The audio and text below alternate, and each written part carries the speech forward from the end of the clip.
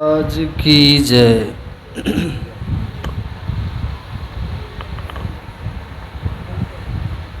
थोड़ा सा घुमाना।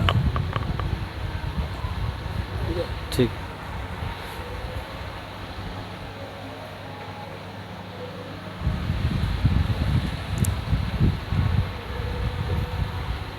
चलो।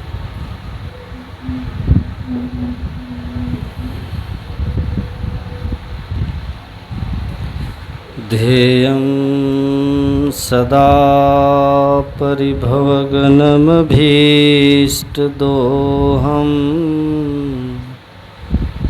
तीर्थास्पदं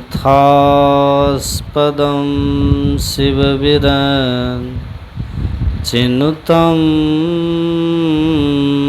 शरण्यं वृत्त्यार्तेऽहं प्रणतपालभवाब्धिपोतं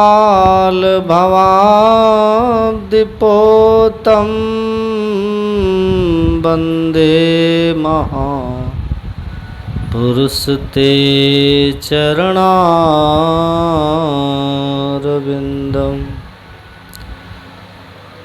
अखण्डानन्दबोधाय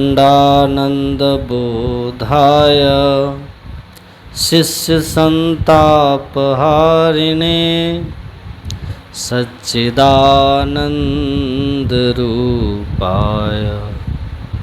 रामाय गुरुवे नमः।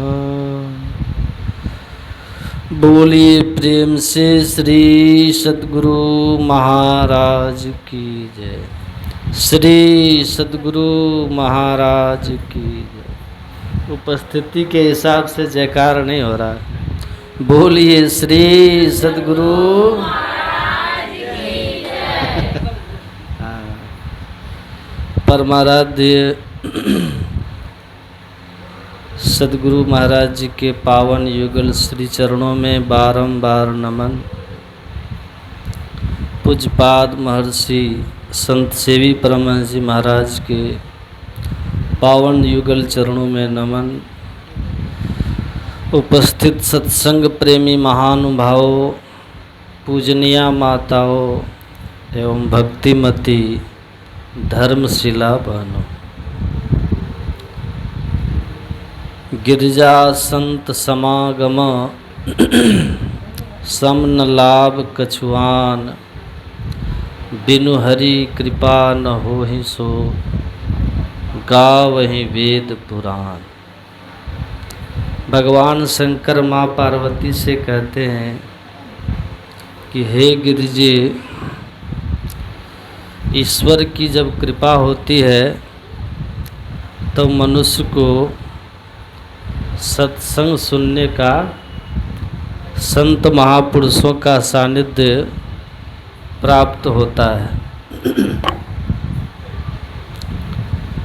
भवसागर की नाव शुद्ध संतन के चरण, तुलसीदास प्रयास बिनो, मिलहि राम दुख हरन। संतों का समागम जो है भवसागर पार होने के लिए नाव है। सुन रहे थे पाठ में संत सद्गुरु जो होते हैं वो हमारे दृढ़ नाव के मल्लाह हैं। इस शरीर रूपी नाव के मल्लाह होते हैं। और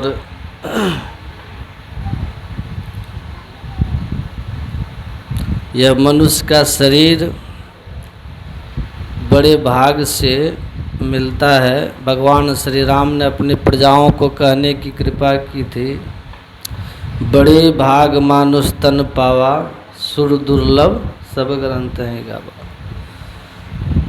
जन्म और शरीर की मृत्यु, इस शरीर का स्वाभाविक लक्षण क्या है पता है? जन्म लिया,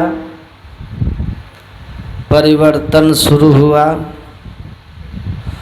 प्रगति होने लगी, कुछ समय तक के लिए संसार में बना रहा, फिर एक निश्चित अवधि के बाद उसमें ह्रास होने लगता है। शरीर का स्वाभाविक, शरीर कमज़ोर पड़ने लगता है और एक दिन मृत्यु हो जाती है। ध्यान से सुनिएगा, पंच भौतिक पदार्थ से ये शरीर बनता है। कौन कौन? जैसे आप पुआ बनाते हैं, पुआ कैसे बनाते हैं? उसमें आटा, केला, दूध, पानी और क्या देते हैं? काजू किशमिश को काट के उसमें मिला देते हैं, फिर तेल में फ्राई करते हैं, घी में पकाते हैं, तो बन गया क्या? पुआ। उसी तरह ये जो हमारा शरीर है ना, ये भी 5 पदार्थों से मिलके बना है। कौन कौन? क्षिति जल पावक गगन समीरा, पंच रचित यह अधम शरीरा। आकाश, वायु, अग्नि, जल तत्व और मिट्टी तत्व।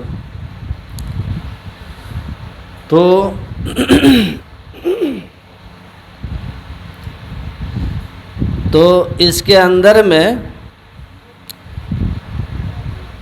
इस शरीर को बनाए रखने के लिए जो ज्ञानमय तत्व होता है उसको क्या कहते हैं? इधर बोलिए, इधर क्या बोलते हैं? जीव। सुनते हैं कि नहीं आप लोग? जीव का बढ़ना, ह्रास होना, परिवर्तन होना उसमें होता नहीं, जीव में। आप लोग सब इधर देख के सुनिए, इधर उधर देखिए, जहाँ मन, जहाँ दृष्टि वहाँ मन, है ना? तो एक रस जो रहता है वो है जीव। जैसे किसी वृक्ष पर पक्षी है, वृक्ष अगर आप काट देते हैं वृक्ष को, तो वो पक्षी उस वृक्ष से उड़ के चला जाता है, किसी दूसरे वृक्ष पर अपना घोंसला बना। उसको शांत करके बिठाइए, किनका बच्चा है? पेड़ के काट देने से पक्षी नहीं मरा, मरा किसी दूसरे वृक्ष पर जाके बसेरा कर लिया। वैसे ही शरीर के मर जाने से हम मरते नहीं हैं, जीव मरता नहीं है। बस इतना ही करता है ये जीव कि नया घर बना लेता है, नया शरीर धारण कर लेता है जीव। एक शरीर को छोड़ना, दूसरे शरीर में धारण करना, इसको क्या कहते हैं? जीवन और मरण, जन्म और मरण।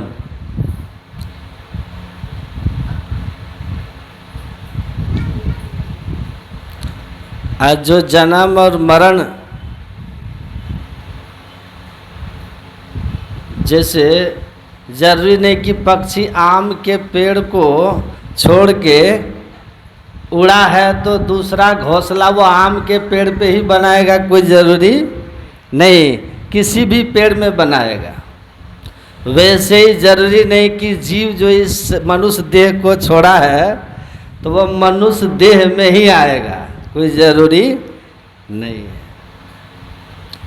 जैसे अनेक तरह के वृक्ष हैं, वैसे ही अनेक तरह के शरीर हैं। 84 लाख प्रकार के शरीरों में ये जीव का आना जाना है, उसी को 84 लाख योनि कहते हैं। और इसका सिंपल उदाहरण ये है कि आपके ही 2 बच्चे एक स्वभाव के होते हैं क्या? आप माता पिता हैं बच्चे के, ध्यान से सुनिएगा, माता और पिता के शरीर की शक्ति है बच्चों में, डीएनए दोनों का एक ही है। रहता है कि नहीं? दोनों का स्वभाव एक क्यों नहीं है? आप ही जन्म दिए, आप ही पालन पोषण किए, उसी परिवार में पला बढ़ा, लेकिन बचपन से दोनों अलग अलग स्वभाव के क्यों होते हैं? पता? अलग अलग स्वभाव का कारण क्या है? स्वभाव का कारण है उसके पीछे के जन्म का संस्कार। एक ध्यान से सुनिएगा आप लोग। एक राजा को एक बेटी थी। कितना? राजा अपने पुत्री के लिए कहा कि वर ढूंढ के लाइए। तो मंत्री, पुरोहित और ठाकुर तीनों को कहा राजा ने। अब तीनों वर ढूंढने के लिए निकले और तीन अलग अलग राज्य में तीन अलग अलग राजकुमार से तीनों उस राजा की लड़की का विवाह तय करके आ गए। समझे? आज संजोग ऐसा कि एक ही बेटी है राजा को। आकर के तीनों ने राजा को खुशखबरी दी, विवाह तय कर दिए हैं। राजा तो एकदम से दंग रह गए। कहा समय पे बारात लेके आएंगे वो लोग तो हम फंस जाएंगे, और बात नहीं हुई तो दो राज्य से तो दुश्मनी हो जाएगी। तो उपाय क्या है? तो गए अपने गुरु के पास राजा। गुरुजी ने कहा क्या बात है? कहा ये समस्या है, बेटी एक ही है, तीन शादी कैसे करूं? उन्होंने कहा चिंता मत करो, तुम चुपचाप रहो, तीन लड़की एक जैसी हम ले आएंगे। कहा वो तीनों के पास तस्वीर है, फोटो में मिलाएंगे तो पकड़े जाएंगे। कहा बिल्कुल चिंता मत करो, मेरी जिम्मेवारी है। वो आए, राजा महात्मा जी उसके घर में आए, राजा के घर में, और एक घर में कुतिया का बच्चा था, कुतिया, एक बिल्ली का बच्चा था। तो मंत्र पढ़ करके दोनों के ऊपर जल छिड़के न, तो वो दोनों राजकुमारी जैसी दोनों हो गई, एक ही चेहरा, हूबहू जैसी राजकुमारी थी। अब पहचान में नहीं आया कि असली कौन है और नकली दोनों कौन है। बारात आ गई, तीनों एक जैसे थे, तीनों की शादी हो गई। तीन राजकुमार से बारी बारी से तीनों को राजा दान किए, विदा कर दिए। उसके बाद राजा को लगा कि मेरी उसमें से अपनी बेटी कौन है ये तो हमको पता ही नहीं है? तो किससे हमने अपनी बेटी का विवाह कर दिया, किससे ब्याह हो गया। तो उसको अब उसने क्या किया, राजा ने पुनः आया अपने गुरु के पास। कहा गुरुदेव क्या करूं, मेरी बेटी किसके यहाँ गई? तो गुरुजी ने कहा कि चिंता मत करो, तुम जाओ, अपने समझ में आ जाए कि तुम्हारी बेटी कौन है। तो राजा गए बेटियों के पास, पहले एक बेटी के यहाँ गए, खाया पिया सब कुछ हुआ। फिर उन्होंने अपने समधी और समधिनी से पूछा कि कहिए हमारी बच्ची से आप लोग खुश हैं न? हमारी बच्ची से कहा देखिए आपकी बच्ची तो देखने में सुंदर है, माँ बाकी सब कुछ ठीक ठाक है, सेवा भी करती है, काम भी करती है, लेकिन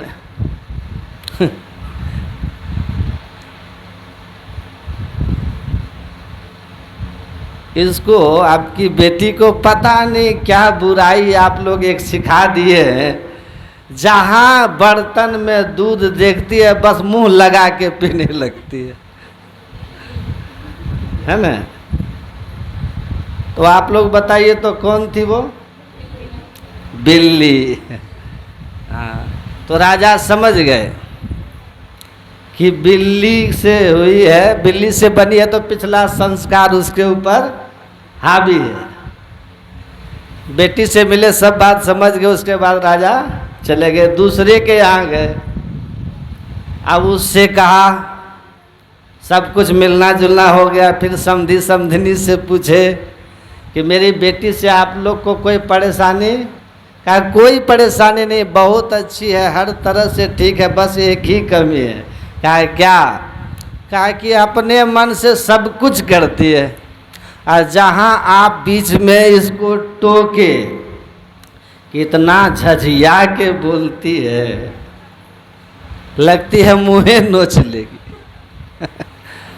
समझे कि नहीं? कौन थी? आप लोग समझ गए कि नहीं? हाँ, तीसरे के यहाँ गया। अब तो क्लियर था। तीसरे के यहाँ गया, जब वहाँ पूछा तो कहा सुंदर है, सुशील है, पढ़ी लिखी है, कोई कमी नहीं, कोई कमी ही नहीं। हम लोग इससे बहुत प्रसन्न है, शिकायत कहीं से कुछ नहीं। राजा समझ गए कि यही मेरी बेटी है। तो एक अलग अलग जोनी में जो हम लोग रहे हैं ना पिछले, उस योनि के प्रभाव से सबका अलग अलग संस्कार होने के कारण व्यवहार अलग अलग हो जाता है। आप लोग देखिएगा, व्यवहार से पता चल जाएगा कौन जोनी से आया है। पिछला जोनी है, वही जोनी से आया है। समझ रहे हैं ना बात? तो शरीर बदल गया, जीव के साथ उसका मन भी बदल गया, मन बुद्धि बदल गया। तो जिस योनि से जो आया है उसका प्रभाव बढ़ा रहेगा उसको, है? तो 84 लाख प्रकार के योनियों के संस्कार हमारे पास हैं, है ना? अब भगवान श्री राम यहाँ कहते हैं कि आपको ये जो मनुष्य का देह मिला है, बड़े भाग से मिला है। 84 लाख प्रकार के योनियों में भटकने के बाद मिला।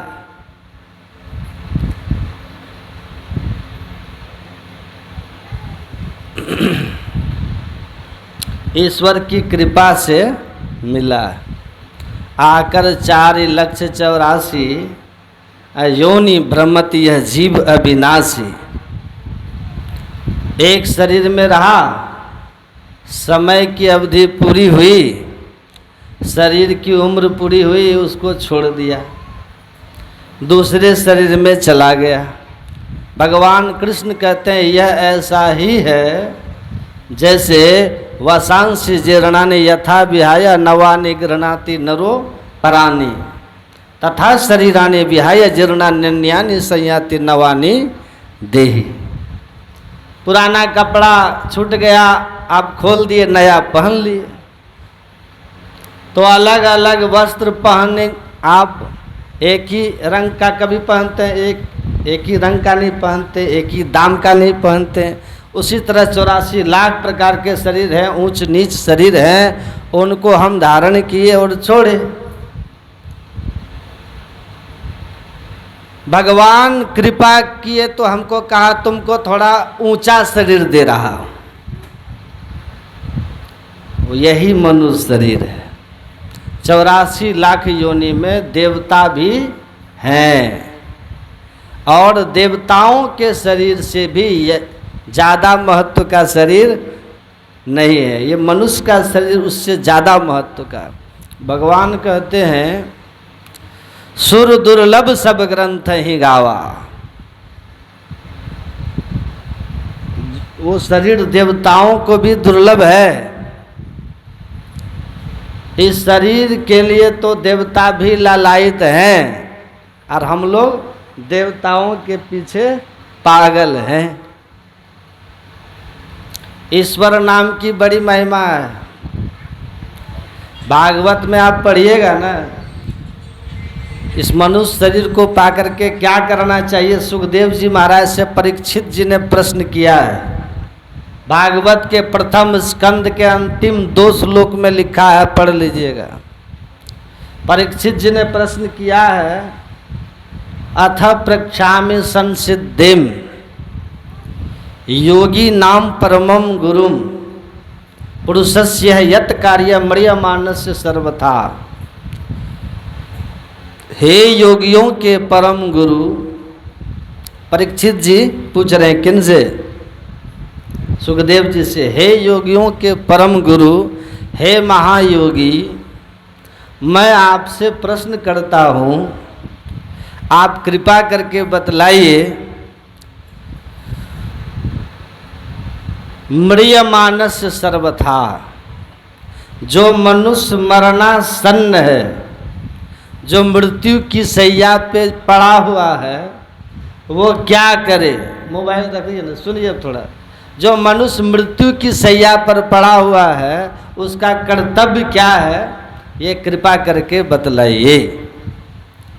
अब आप कहिएगा बाबा ये प्रश्न तो मृत्यु शैया पर पड़े हुए लोगों का है, तो हम लोग क्यों सुने? लेकिन ध्यान से सुनिए, हम सब मृत्यु के शैया पर ही हैं। ये संसार का नाम क्या है? मृत्यु लोक। अभी जहाँ हम लोग रहते हैं ना, निवास करते हैं संसार में, इस संसार का नाम है मृत्यु लोक। इस मृत्यु लोक में सबकी मृत्यु बिल्कुल तय है। यहाँ कोई अमर है? अमर यहाँ कोई नहीं है। आए हैं सो जाएंगे, राजा रंक फकीर, इसका नाम है मृत्यु लोक।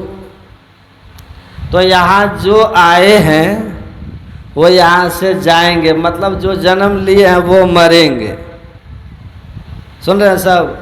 अब भगवान कृष्ण का वचन पढ़िए, गीता का 2 अध्याय। भगवान कह देते हैं, जातस् ही ध्रुवो मृत्युर, जिनका जन्म हुआ उनकी मृत्यु ध्रुव निश्चित है। शांति से सुनिएगा, चहल पहल ज़्यादा नहीं कीजिए। मोबाइल को बंद रखिए, आप लोग इधर उधर कीजिए, देख तो फिर सुन नहीं पाइएगा ना। क्या कह रहे थे हम? सुन रहे हैं कि नहीं बात? ये है मृत्यु लोक। अब भगवान श्री कृष्ण कहते हैं, यहाँ जिसका जन्म हुआ है उसकी मृत्यु सुनिश्चित है। जातस् ही ध्रुवो मृत्युर, यहाँ जो जन्म लिया उसकी मृत्यु निश्चित होगी। तो मृत्यु तो होगी निश्चित, लेकिन कब होगी है किसी को पता? कब कौन मरिएगा कोई जानते हैं? क्षण भंगुर जीवन की कलिका, कल प्रात को जाने खिली न खिली। मलियाचल की सुचि शीतल मंद सुगंध, समीर चली न चली।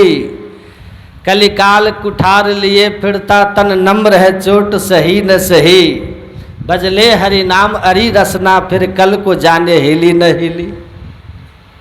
कल ये मेरी जिब्या हिलेगी कि नहीं हिलेगी है कि नहीं को पता।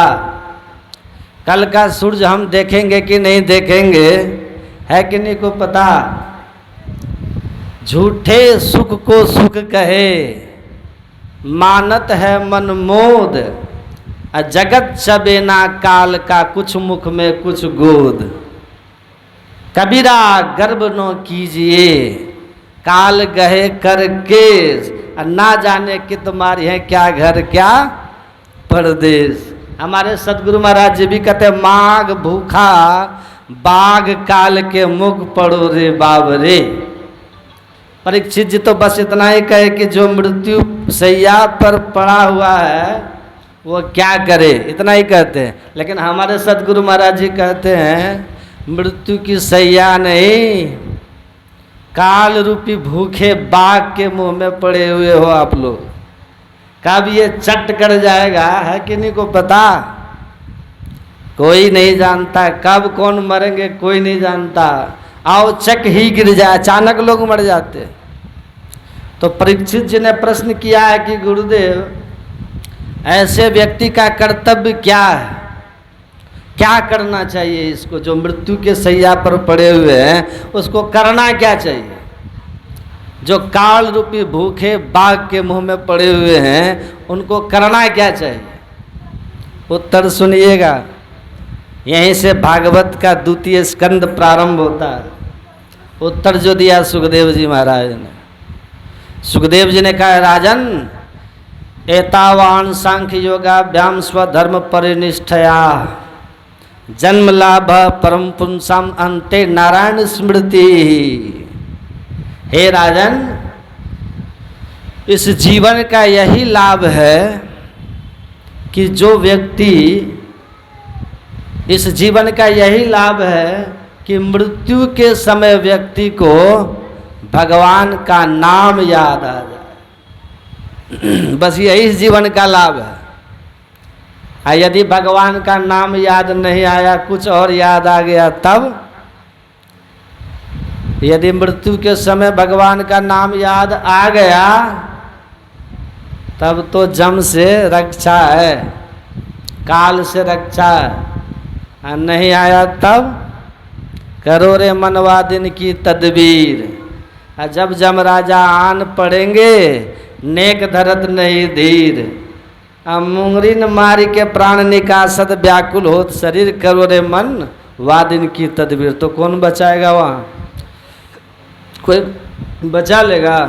जम की मार से कौन बचाएगा आपको? किए कर तो माई बाप, किए कर तो भाई, भाई समझ रहे हैं ना भाई, किए कर तो माई बाप, किए कर तो भाई, किए कर तो घर की त्रिया, त्रिया कहते पत्नी को, किए कर तो घर की त्रिया जमुआ ले जाए। यदि जम से बचना चाहते हैं तो यही कहते हैं यहाँ। यदि जम से बचना चाहते हैं ना, तो सुखदेव जी कहते हैं कि बस अंतिम में इष्ट मंत्र का, गुरु मंत्र का, जो मंत्र जपने के लिए गुरु ने कहा, उस मंत्र की याद आ जाए। अपने से कोई सोचिएगा मरने के समय राम राम कह लेंगे तो कह लीजिएगा, है संभव? जन्म जन्म मुनि जतन कराही, अंत राम कही आवत नहीं। ये बड़ा कठिन है।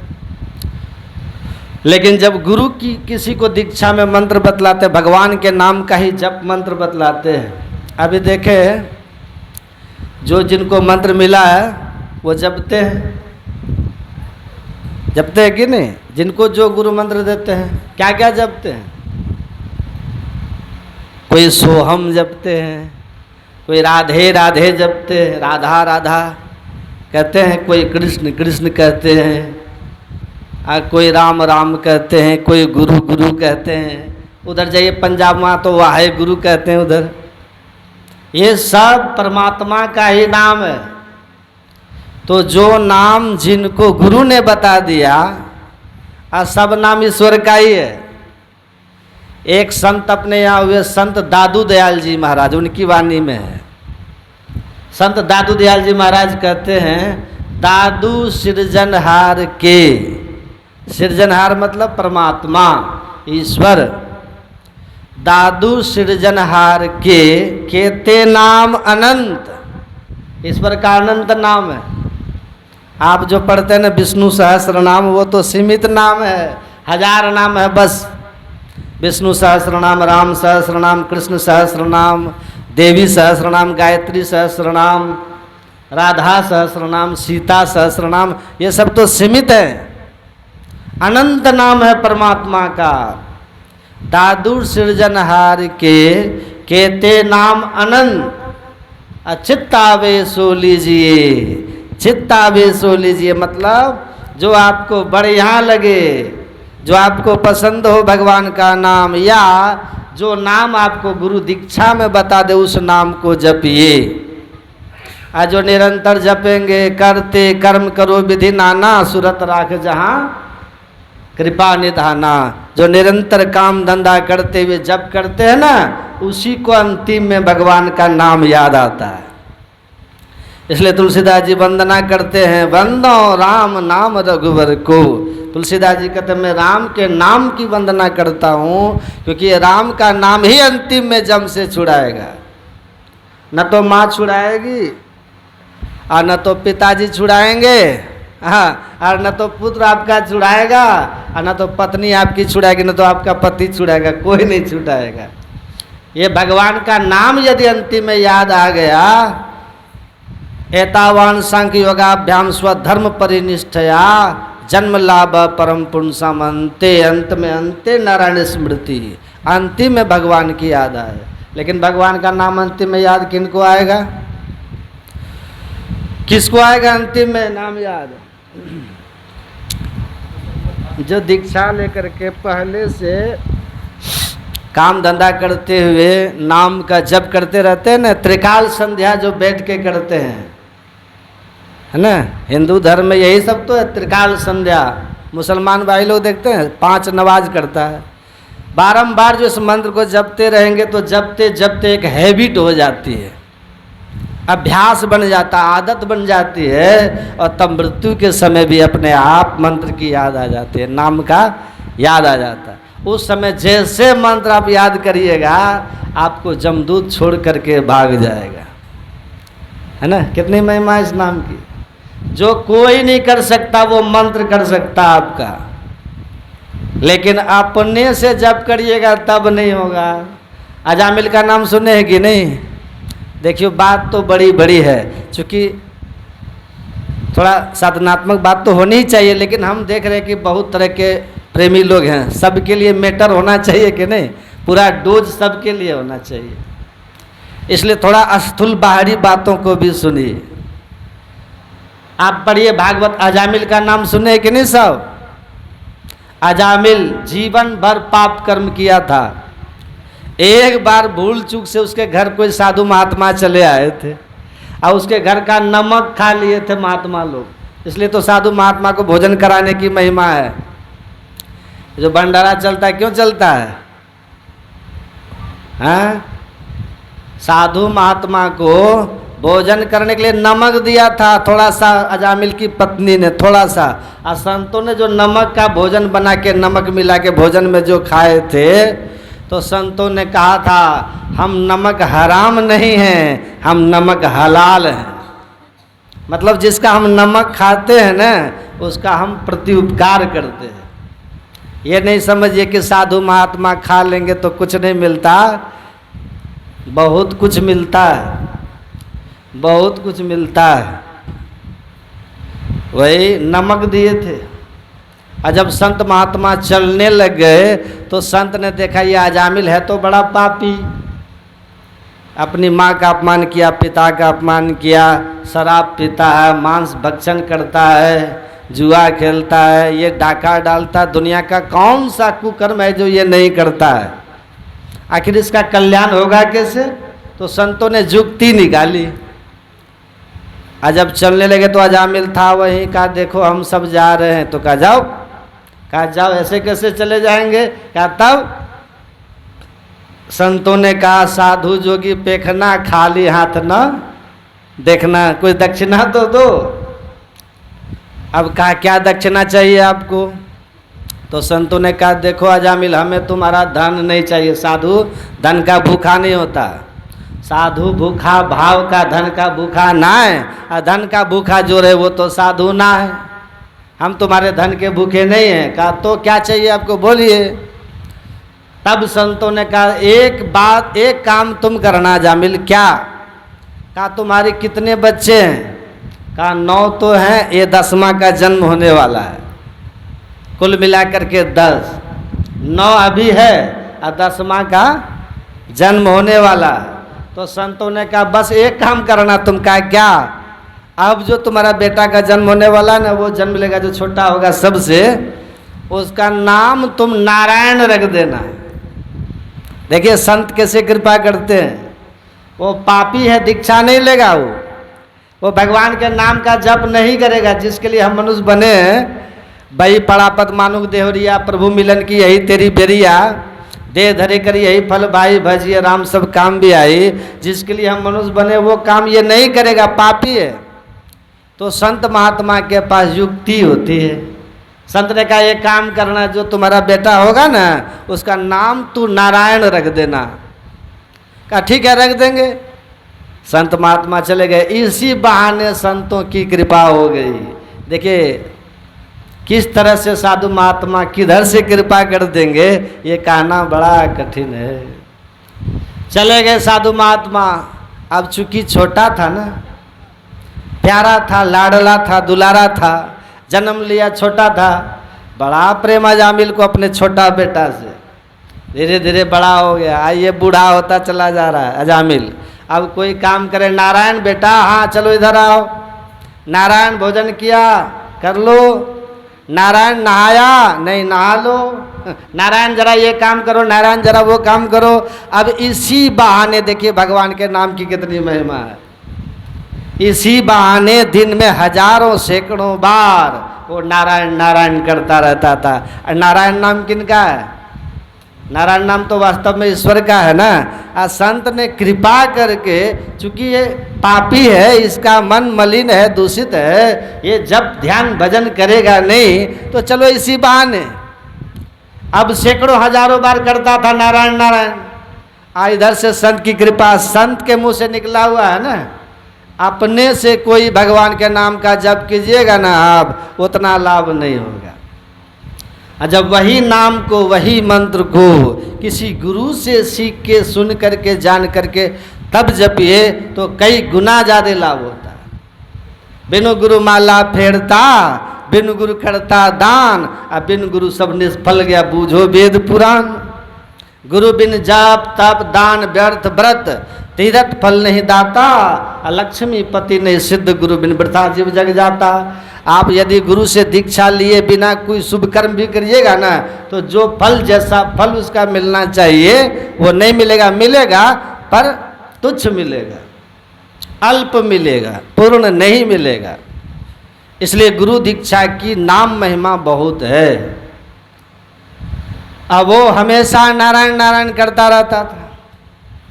आज संत की कृपा है, आज संत के मुख से निकला हुआ शब्द है, मानो संत की कृपा उस मंत्र में समाया हुआ है, समाई हुई है। अब वो जो रात दिन करते रहता था, अब देखिए परिणाम क्या होता है। 88 साल का हो गया बूढ़ा अजामिल, मृत्यु शैया पर है पड़ा हुआ। जो मरने वाले हम होते हैं ना, जब मृत्यु शैया पर हम होते हैं, जो अंतिम क्षण हमारा आता है, तो मरने वाले को लेने के लिए जाम आता है। कौन आता है? जमदूत आता है। क्यों आता है? यह दुनिया बंदी गृह यम के, यम का ये संसार है जेल। यहाँ के मालिक कौन है? जमदूत, जम। तो मृत्यु के समय सबको आता है जमदूत ले जाने के लिए। चलो, सबको ले जाने आता है। सबको कहने का मतलब जो संसारी है, जो संसारी है, जो पापी होते हैं उनको जमदूत ले जाते हैं, और जो पुण्यात्मा होते हैं उनको देवदूत ले जाते हैं, और जो भक्त होता है, योगी होता है, वो स्वयं से जाते हैं। तो उसको लेने के लिए जमदूत आया अजामिल को। आज जमदूत का वर्णन पढ़िए। सब सुन रहे हैं कि नहीं हो? सुन रहे हैं ना मोबाइल वाली? हाँ सुनिए, खाली मोबाइल में नहीं रहिएगा, सुनबो कीजिएगा। हाँ, जब मृत्यु का समय आया, जमदूत वहाँ पर प्रकट होता है। और आपको आश्चर्य लगेगा, जो मरने वाले लोग होते हैं ना, मरने वाले को ही जमदूत दिखाई पड़ता है, अगल बगल जो बैठता है ना उसको नहीं दिखता। बड़ा भयंकर वर्णन है भागवत में, पुराणों में वर्णन है कैसा जमदूत का रूप होता है। देख करके आप देखते ना मरने वाले को, बूढ़ा बूढ़ी को देखिए, जब मृत्यु शैया पर होता है ना, उसको मल मूत्र वस्त्र में ही हो जाता है, नहीं होता है, गंदा, कुछ बोल नहीं पाता। देख के एक तो जमदूत को देखता है, और क्या होता है? प्राण प्रयाण समय कपबात पित्तो हो, कंठावरोधन विदो स्मरणम कुतस्ते। कपबात पित्त से गला अवरुद्ध हो जाता है, उस समय बड़ा कष्ट होता है। अब जमदूत वहां आया, अजामिल ने जैसे देखा तो डर गया। अब रात दिन नारायण नारायण करता था ना, आदत हो गई थी। इधर से संत की कृपा हो रही है। एक बात सुन लीजिए, जिनके जीवन में कोई गुरु नहीं है ना, वो अनाथ है। क्यों अनाथ है? प्रीतम जान लेहु मन माही, अपने सुख में सब जग बध्यो, को काहू को नाही। सुख में आन सबे मिली बैठत रहत चहु दिसी घेरे, विपत्ति पड़े सब ही संग छाड़त कोहू ना आवत नेरे। आ घर की नारी बहुत हित जासो रहत सदा संग लागी, जब यह हंसा तजी है काया प्रेत प्रेत करी बागी। ऐसो जग व्यवहार बन्यो है तासो नेह लगायो, अंत काल नानक बिन सतगुरु को काम न आयो। अंतिम में संत सदगुरु के सिवा काम देने वाला दुनिया में कोई नहीं होता। समझ रहे हैं? इसलिए अजामिल पर कृपा है संत की। अब जैसे कहा नारायण, बेटा का ना नाम था नारायण, बेटा का नाम रख दिया था ना संत महात्मा, तो याद तो उसी का रहेगा ना। आज संत की कृपा भी हो रही है। अब जैसे कहा नारायण, जैसे कहा नारायण, वैसे दो देवदूत वहां प्रकट हो गया। जमदूत को मार करके भगाने लगा। अजामिल सब दृश्य देख रहा था, दोनों में संवाद चल रहा है। अब जमदूत कहता है क्यों हमको मार रहे हैं आप लोग? अरे तुम भगवान के भक्त को लेने के लिए आए हो? कहा ये भगवान का भक्त नहीं है। कहा तो क्या ये पापी है? कैसे पापी है ये? अंतमति सागति, जो अंतिम में भगवान का नाम ले पापी हो सकता है? जन्म जन्म मुनि जतन कराए अंतराम कही, आवत नहीं आता। यदि किसी के सुमिरन में किसी की याद में भगवान का नाम आता हो तो पापी रहा हो। आप भी सुने गांव घर में लोग कहते हैं करनी का फल अंतिम में देखा जाता है, नहीं कहते लोग? देवदूतों ने कहा भागो यहाँ से, ये भगवान का भक्त है। कह रहे पापी है वो, ये पापी है, ये भगवान का नाम नहीं ले रहा। तो क्या भगवान का नाम अभी सुना ले रहा था नारायण नारायण? क्या इसके तो बेटा का नाम है नारायण, बेटा का नाम ले रहा था। तब देवदूतों ने कहा कि इसके बेटा का नाम नारायण कब से है? कहा 10-20 साल से।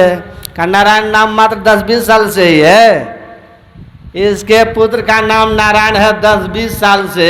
अब मेरे भगवान का नाम नारायण तो सृष्टि के आदिकाल से। तो उसकी महत्ता रहेगी, किसके बेटा की महत्ता रहेगी? वहाँ पर तर्क वितर्क चल रहा है।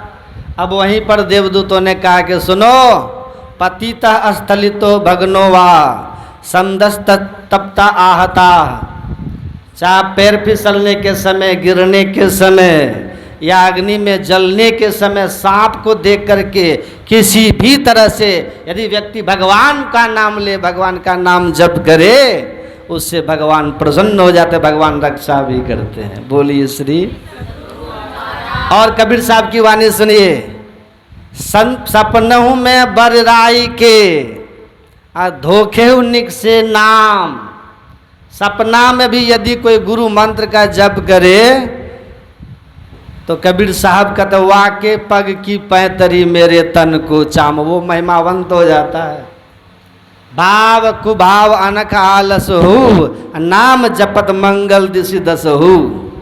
चाहे भाव से भगवान के नाम लीजिए, चाहे कुभाव से भगवान का नाम लीजिए, चाहे क्रोध में लीजिए, चाहे आलस में लीजिए, जो मंत्र आपको गुरु ने बताया है उस मंत्र को आप किसी भी तरह से जपिए, लाभ ही लाभ है।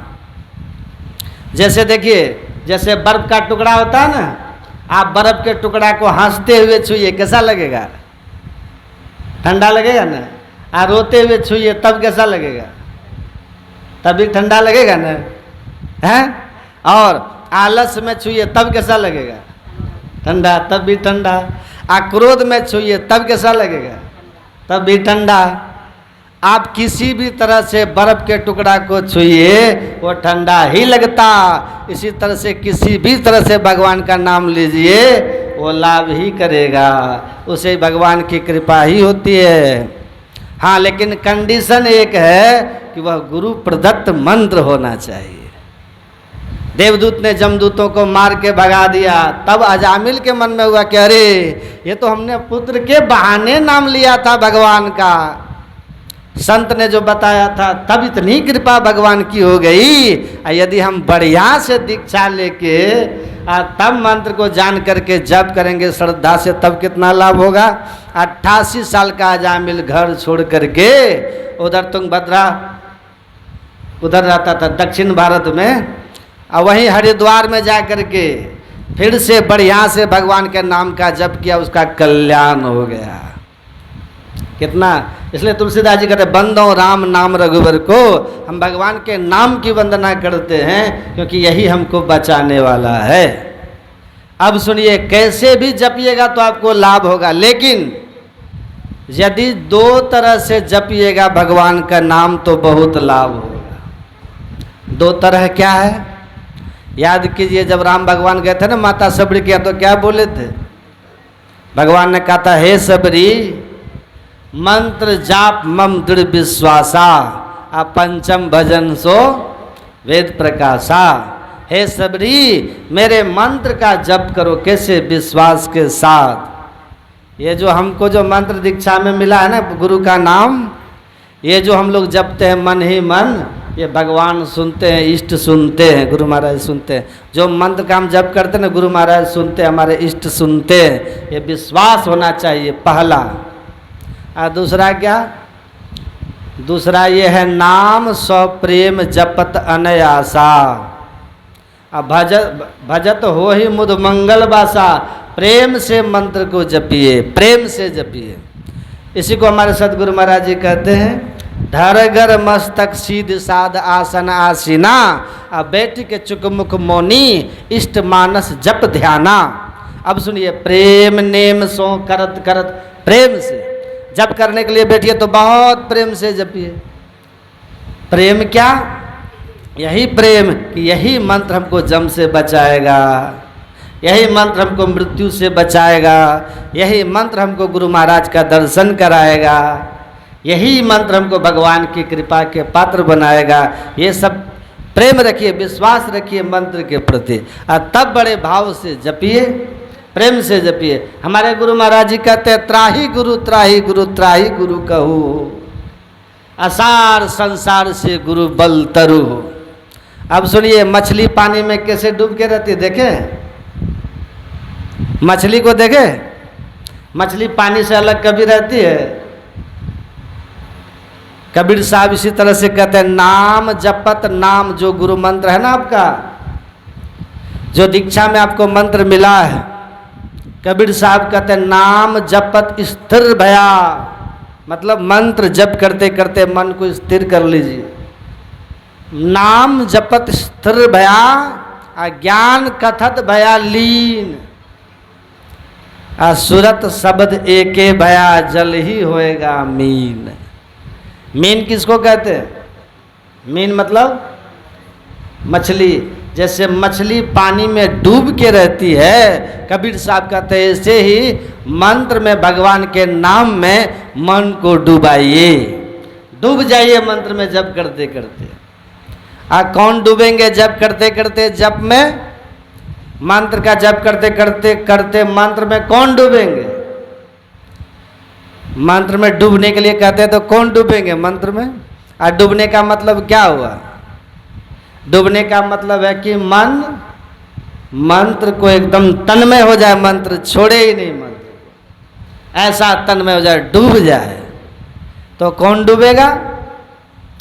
उत्तर सुनिए, गोस्वामी तुलसीदास जी दे रहे हैं। तुलसीदास जी कहते हैं, सकल कामनाहीन जे राम भगति रस लीन, नाम सप्रेम पीयूष हृदय, तिनहु किए मन मीन। जिनके भीतर कोई कामना नहीं है, कोई संसार की कामना नहीं, बस एक ही कामना है कि मानव तन हमको मिला है ईश्वर का दर्शन करने के लिए, सदगुरु महाराज का दर्शन करने के लिए, परमात्मा का दर्शन करने के लिए। तो हम जो मंत्र का जप कर रहे हैं, हे गुरु महाराज हमको इस मंत्र के जप करते करते अपना दर्शन दीजिए, ये कामना होनी चाहिए, है ना।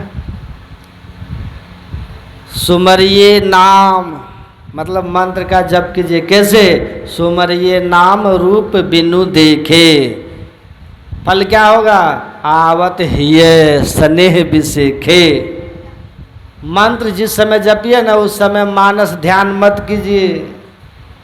कुछ लोग क्या करते हैं, जप भी करते हैं और गुरु महाराज का ध्यान भी करते हैं, नहीं, तब गलत हो जाएगा।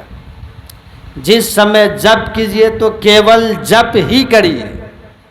उस समय गुरु महाराज को अथवा अपने इष्ट को देखिए मत, केवल मंत्र जप कीजिए, एकाग्र होकर के जपिए। ऐसा जब जपेंगे ना, कोई कामना मन में मत रखिए। ये नहीं कि हमारा रोग ठीक हो जाए, ये नहीं कि हमको धन हो जाए। यदि धन की कामना लेकर के जप करिएगा ना तो धन आपको हो जाएगा, लेकिन भगवान नहीं मिलेंगे, है ना, कल्याण नहीं होगा। यदि स्वास्थ्य के लिए जप कीजिएगा ना, जप तो जप करते करते आपका स्वास्थ्य ठीक हो जाएगा, लेकिन भगवान का दर्शन नहीं होगा। यदि भगवान के दर्शन के लिए जप कीजिएगा ना तो ऐसे ही मुफ्त में स्वास्थ्य भी ठीक हो जाएगा और दुनिया का सब सुख भी मिलेगा। इसलिए तुलसीदास जी कहते जो सुख सुरपुर नरक गेह बन आवत बिन ही बुलाए, तेही सुख कह बहु जतन करत मन समझत नहीं समझाए। आप जब कीजिए ना ठीक से, सब सुख ऐसे ही मुफ्त में मिलेगा। लोग ईर्ष्या करेगा, जलेगा, इनके पास इतना कैसे हो गया, उसको पता ही नहीं कि वो भजन भी करता है। सब कुछ मिलेगा, सब सुख मिलेगा। तो जो जप करेंगे निष्काम भाव से, आगे तो बढ़ेंगे ही, इधर भी सब होगा, लेकिन जो सकाम भाव से जप करेंगे, कामना लेके जप करेंगे, तो दुनिया की वस्तु तो मिलेगी लेकिन भगवान नहीं मिलेंगे। इसलिए तुलसीदास जी कहते सकल कामना हीन जे, सब इच्छाओं को छोड़ के जप कीजिए, निश्चिंत होके जप कीजिए। देखिए कितना लाभ हो जाता है ना। निश्चिंत होके जप कीजिए। तत्पर संयतेन्द्रिय, तो श्रद्धावान होके, पहली शर्त है श्रद्धा। हे उसको हटाओ, अलग अलग, तुम बैठो, तुम लोग हटो वहां से, हटाओ अलग अलग। कहते मंत्र का जप करना दृढ़ विश्वास के साथ, गुरु प्रदत्त मंत्र का जप दृढ़ विश्वास के साथ करना चाहिए कि इस मंत्र से हमारा भला होने वाला है। गुरु गुरु कल्प बिटप गुरु गुरु में ही जप, गुरु जाप जपन साचो तब सकल काज सारणम। गुरु महाराज कहते हैं कि गुरु जाप जपन साचो तप, सबसे बड़ा तप है गुरु मंत्र का जप करना। इस गुरु मंत्र को आप जप करो, ये कल्प वृक्ष की तरह आपकी सारी शुभ मनोकामनाओं को पूर्ण कर देगा। प्रभु गुप्त हैं, गुरु प्रकट हैं, एक ही दयाल हरदम रटो कबू ना हटो, तो है छेड़ेगा न काल। इन वाक्यों पर आपका दृढ़ विश्वास होना चाहिए और इसको पूर्ण भरोसा दृढ़ विश्वास के साथ आप जपेंगे ना, तो जिनका जितनी श्रद्धा गहरी होगी उतनी जल्दी सिद्धि होगी। सुन रहे हैं? जितनी श्रद्धा गहरी होगी, जितना विश्वास गहरा होगा, दृढ़ होगा, उतने ही जल्दी आपका काम बनेगा। मंत्र की सिद्धि क्या है? इष्ट का दर्शन, यही है सिद्धि। पुकार में वो श्रद्धा नहीं है, इसलिए गुरु महाराज का दर्शन नहीं होता, आपके इष्ट आते नहीं है। तो अपनी कमी है, हो तो तैयार ही बैठे हैं, बस देखते हैं कि पुकार में है कि नहीं है, पुकार में गहरी श्रद्धा है कि नहीं है, उतना विश्वास के साथ ये पुकार रहा है कि नहीं। आप लोग को एक कहानी में सुनाता हूँ। एक पंडित जी को दूध लेके आती थी एक महिला, तो कहा कि कभी कभी तुम लेट आ जाते हो, क्या बात है? तो बोलती है क्या करें महाराज जी, ट्रेन आती है, तब पैसेंजर आता है, तब नाव वाला नाव खोलता है, तो दूध देने में लेट हो जाती है, इसीलिए ट्रेन लेट हो जाती है, नाव लेट हो जाती है, तो हमको लेट हो जाता है। तो पंडित जी ने कहा, पुजारी ने कहा, यहाँ मंदिर में भोग लगाने का समय तय है ना, समय पे आया करो, अरे भगवान का नाम लेके तो लोग भव सागर तर जाते हैं, नाम ले तो भव सिंधु सुखाए। नाम लेकर के लोग भव सागर तर जाते हैं, तुम एक छोटी सी नदी पार नहीं कर सकती हो, हैं? बूढ़ी बोली बाप रे, इतने बड़े पुजारी है, पंडित है, ज्ञानी है, ये कह रहे हैं कि नाम के सहारे लोग भव सागर तर जाते हैं, तो नदी क्या चीज है? भगवान का नाम लो, राम राम करो, पार हो जाओ। अब देखिए वो बूढ़ी माता जी श्रद्धा रख करके राम राम करती हुई अब रोज समय से आ जाए। एक दिन पंडित जी कहते हैं, पुजारी जी कहते हैं कि अब ट्रेन रोज टाइम से आ जाती है क्या? क्या बोली नहीं, ट्रेन का झंझटे खत्म हो गया। पंडित जी बोला क्या हो गया? क्या झंझट? आप ही तो कहे थे कि नाम लेकर लोग भव सागर तर जाते हैं, तो छोटी नदी क्या चीज है? उस दिन से मैं भगवान का नाम लेते हुए नदी पार कर जाती हूँ, चल के आ जाती हूँ। पंडित जी बोले सही में? तो बोले अरे आप ही तो कहे थे और आप ही कह रहे सही में? हाँ। बोले चलो दिखाओ तो। अब कहने वाले का खुद ही श्रद्धा कमजोर है। गए, अब बूढ़ी माता राम राम करते हुए पानी पे 10 कदम आगे बढ़ गई। अब पीछे मुड़ के देखती हैं तो देखती है पंडित जी धोती उठा रहे हैं और राम राम कर रहे हैं। तो माता जी बोली पंडित जी जब राम राम कर रहे हैं तो ये धोती क्या उठा रहे हैं? मन में भय भी है कि कहीं भीग जाएगा, पैर कहीं भीतर पानी में चला जाए और धोती न भीग जाए, तो पानी में घुसिएगा ना तो भीतर ही जाइएगा, हैं? क्योंकि आपकी श्रद्धा में विश्वास नहीं है पंडित जी, हैं?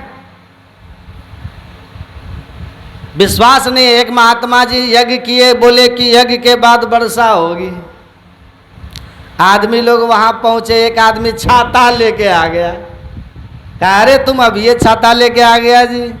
कहा जब बोले हैं आपकी यज्ञ होगा तो वर्षा होगी, तो भाई भीगने से बचने के लिए छतरी तो चाहिए ना। तब महात्मा जी बोले कि वर्षा अब जरूर होगी, इसके विश्वास पर हमको विश्वास है कि छतरी लेके आ गया कि वर्षा होगी। तुम लोग सब संस्यात्मा हो, तो संस्यात्मा विनश्यति, श्रद्धावान लभते ज्ञानम। श्रद्धा हो, विश्वास हो गुरु के वाक्य पर, और श्रद्धा और विश्वास के साथ इंद्रिय संयम का साधन जो करते हैं, भगवान कृष्ण कहते हैं जो ईश्वर गुरु शास्त्र में श्रद्धा रखते हैं, विश्वास रखते हैं और इंद्रिय संयम का साधन करते हैं, ध्यान करते हैं, उनको परम शांति प्राप्त करा देने वाले ज्ञान की प्राप्ति होती है। बोलिए श्री, ज्ञान की प्राप्ति होती है। तो हम सब जो माँ के पेट में रहे ना पूरे 9 महीना, वहाँ तो बिल्कुल उल्टा लटक करके रहते हैं ना। वहाँ खून होता है, पीप होता है, रस होता है, रक्त होता है, क्या क्या वहाँ रहता है, गंदगी से भरी रहती है वो जगह। मलमूत्र की थैली जहाँ रहती है वहीं पर हम 9 महीना तक पड़े रहते हैं। विचार कीजिए, वहाँ रहते कितना तो वहाँ रहते रहते माँ के पेट में ही मर जाता है। और आपको आश्चर्य लगेगा कितने को मार दिया जाता है वहीं। बहुत ये घटना घट रही, जानते ना, भ्रूण हत्या। माँ के पेट में बच्चा को मार देता है। ईश्वर की कृपा उन पे हुई, मानव तन देखिए उसको मिला, लेकिन मानव तन पाने के बाद भी कब वो मरेगा कोई अता पता है? वहीं मर जाता है। कितने को मार दिया जाता है। माँ के पेट में भी बच्चा को ज्ञान होता है, बोध रहता है, वहाँ भी बच्चा को ज्ञान होता है। अब वहाँ कोई बच्चा को मारे, आप विचार कीजिए ये कितना दुखद होता होगा। जीव है ना, उस बच्चा को भी कष्ट होता है, उसको भी दुख होता है। बड़े भाग से मनुष्य शरीर मिला, कितना वहीं मर जाता है, कितना को मार दिया जाता है। कितना बच्चा तो जन्म लेने के समय इतनी पीड़ा, इतना दुख होता है न कि जन्म लेने के समय ही मर जाता है, नहीं होता है। कितना का जन्म होता, छठी भी नहीं देखता कि छुट्टी हो जाती है। कितने जवान भी प्रमाण चढ़ जाते हैं। बूढ़ा के लिए कहते बूढ़े तन की क्या पड़ती थी। इसलिए संत गुरु नानक देव कहते हैं, नहीं बालक नहीं यौवने, नहीं वृद्धि कछु बंध, अब अवसर नहीं जानिए जब आए पड़े जमपन। जम का पंदा कब आएगा ये किसी को पता है नहीं। यही वेद व्यास जी कहते हैं, पहला तो सबसे जो दुर्लभ है ना वो मानव का तन पाना। ये बहुत दुर्लभ चीज है।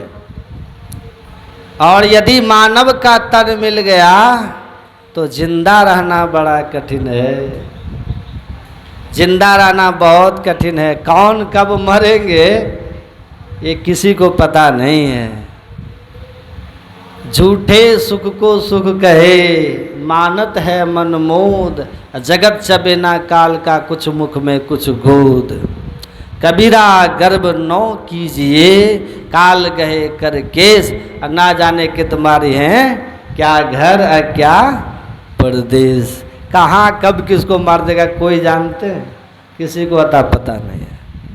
तो दूसरा जो सबसे दुर्लभ चीज है वेद व्यास जी कहते वो है मानव तन का जिंदा रहना। यदि जिंदा रह गए तब, पहला तो दुर्लभ ये था कि मानव का तन कठिन है पाना, मिल गया ईश्वर कृपा से मिला। ईश्वर कृपा से आप जिंदा भी हैं, पढ़ लिख लिए, नौकरी चाकरी कर रहे, खेती गृहस्थी कर रहे हैं, बिजनेस व्यापार कर रहे हैं, आप जिंदा भी हैं, अपना कमा रहे हैं, खा रहे हैं कि नहीं, बाल बच्चा का परवरिश भी कर रहे हैं, अपनों से मिल कर के हैं, मित्र से दोस्ती करके दुश्मन से झगड़ा करते रहते हैं, अड़ोसी पड़ोसी से प्रेम से भी रहते हैं। इस तरह से समय बीत रहा है ना। लेकिन वेद व्यास जी कहते हैं यदि आप जिंदा हैं, जिंदा रहने के बाद भी एक चीज बहुत दुर्लभ है जो सबको नहीं मिलता। वो क्या है दुर्लभ चीज? दुर्लभो मानुषो देहो देहि नाम क्षण भंगुर तत्रापि दुर्लभम मन्य वैकुंठ प्रिय दर्शनम। इसमें सबसे जो दुर्लभ चीज है वह यही सत्संग का प्राप्त हो जाना। ये सत्संग का प्राप्त हो जाना बहुत दुर्लभ है। मानव का तन मिल गया, दुर्लभता ईश्वर कृपा से मिल गया। आप जन्म ले लिए, संसार में आ गए, अभी तक जीवित है, ये भी ईश्वर की कृपा है। आप जिंदा हैं। आज जिंदा रहने के बाद जो दुर्लभ चीज है, पीछे कुछ किए हैं तब न इस तरह की स्थिति में है। तो हमारा जो जन्म है हमारे पीछे के कर्म से है। जन्मना जायते जंतु कर्मना जायते जंतु, भगवान श्री कृष्ण ने कहा कर्म से अच्छे और बुरे स्थान में जन्म होता है, अमीर गरीब घर में जन्म होता है। इसको कोई जुठला नहीं सकता। और फिर व्यवहार विचार भी अंतर है। इसका मतलब ये है कि पीछे हम जहाँ थे वहाँ हमारा विचार किन किन बातों पर निर्भर करता है। हमारा डीएनए, माता पिता के जो संस्कार होते हैं ना, वो संस्कार हम में स्वाभाविक रूप से आता है, उनका प्रभाव हम पे पड़ता है। और दूसरा हमारे पूर्व जन्म के जो पीछे के जो हमारे संस्कार रहे, पिछले जन्म के संस्कार, माता पिता का संस्कार, और ये दोनों हम लोगों के बस में नहीं होता। न हम अपने माता पिता अपनी इच्छा से चुनते हैं और न पीछे के संस्कार को हम कुछ इस जन्म में कर सकते हैं। तो ये दो चीज़ें तो हमारे पास प्राप्त होता है जिसमें हमारा बस नहीं चलता है। लेकिन हमारा जो व्यक्तित्व बनता है, हम जो बनते हैं अच्छे या बुरे, इन दो बातों के अतिरिक्त एक तीसरी बात पर निर्भर करता, वह है हमारा संग। क्या है? संग। अब हमारे माता पिता अच्छे नहीं रहे हों आपराधिक पृष्ठभूमि के हों, मांस मछली अंडा नशा के सेवन करने वाले हों, तो उसका असर हम पर पड़ेगा।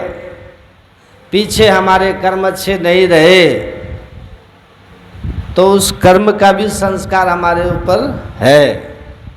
ये दो हमारे बस के नहीं, वो अच्छे या बुरे जो भी रहे हों, अच्छे माता पिता हम थोड़ी चुने हैं।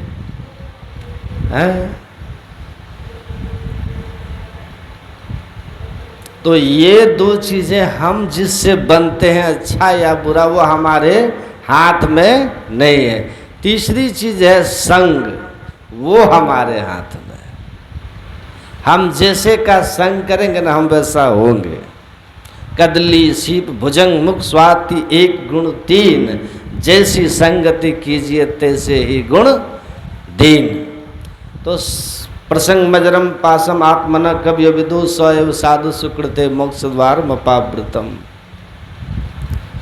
आपका संग किन किन के साथ है, ये बहुत महत्वपूर्ण है। संगत से गुण होता है, संगत से गुण जाए।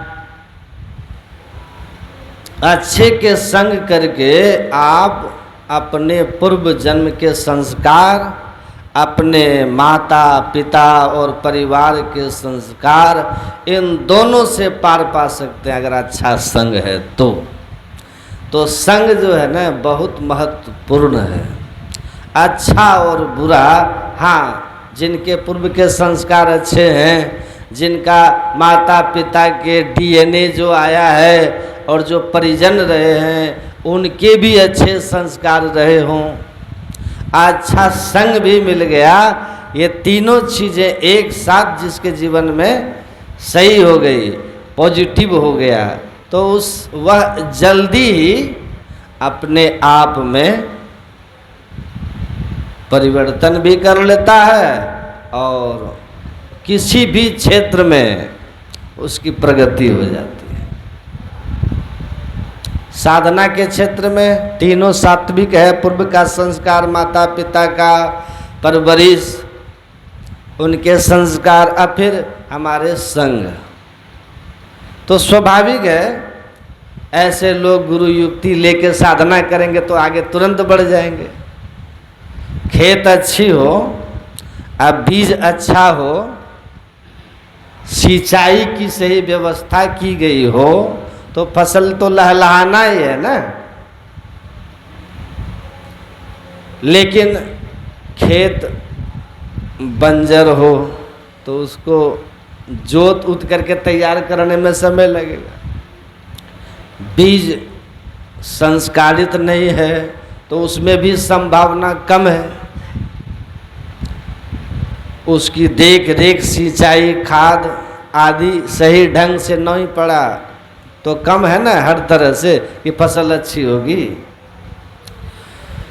तो हमारा पूर्व का संस्कार भी अच्छा है, हमारे जो माता पिता मिले हैं, परिवार मिला, वो भी अच्छा है, और जो हमारे संग हुआ जिन लोगों से, वो भी अच्छे हैं। तो फिर बस सदगुरु की सदयुक्ति चाहिए, और उसके बाद आप अपने आप ऊपर उठ जाओगे। अगर उधर नहीं है तो टाइम लगेगा, लेकिन आप अच्छे हो जाओगे। थोड़ा किसी का ज़्यादा समय लगेगा, किसी का कम समय लगेगा। तो एक ही चीज़ है जो हमारे बस में है, वो हम अपना साथी किसको बनाएं, हम किन के साथ बैठें। बैठो चोर के साथ, ज़्यादा देर नहीं लगेगा, चोरी सीख जाओगे। एक आदमी हमसे कह रहे थे कि बाबा दुनिया ऐसी है ना, शराब खाने में बैठ करके दूध भी पीजिएगा ना तो लोग शराबी कहेगा। हम बोले कि एक बात बताओ, इतनी बड़ी धरती में दूध पीने के लिए शराब खाना काहे जाओगे? सवाल ये है हमारा, दूध पीने के लिए शराब खाने क्यों जाओगे? हैं? ये मूर्खता है कि नहीं है कि हम दूध पिए शराब खाने में जाके? गजब हाल है भाई। आदमी अपनी गलत संग को छोड़ता नहीं है, क्योंकि उसका संस्कार मैच करता है ना, और उस गलत का प्रभाव उस पर पड़ चुका होता है, और उस गलत संग से अब बाहर निकलना नहीं चाहता है, लेकिन अपने को बुरा कहना भी नहीं चाहता है। तो कहेगा शराब खाने में दूध पीते हैं, तुमको धरती पर दूध पीने का जगह नहीं मिलता है, शराब खाने में पियोगे? तो शराब की गंध तुम सहन कर रहे हो तो शराब पियोगे भी, है कि नहीं? हमको बैठा देगा शराब खाना में, हम बैठ पाएंगे? हैं?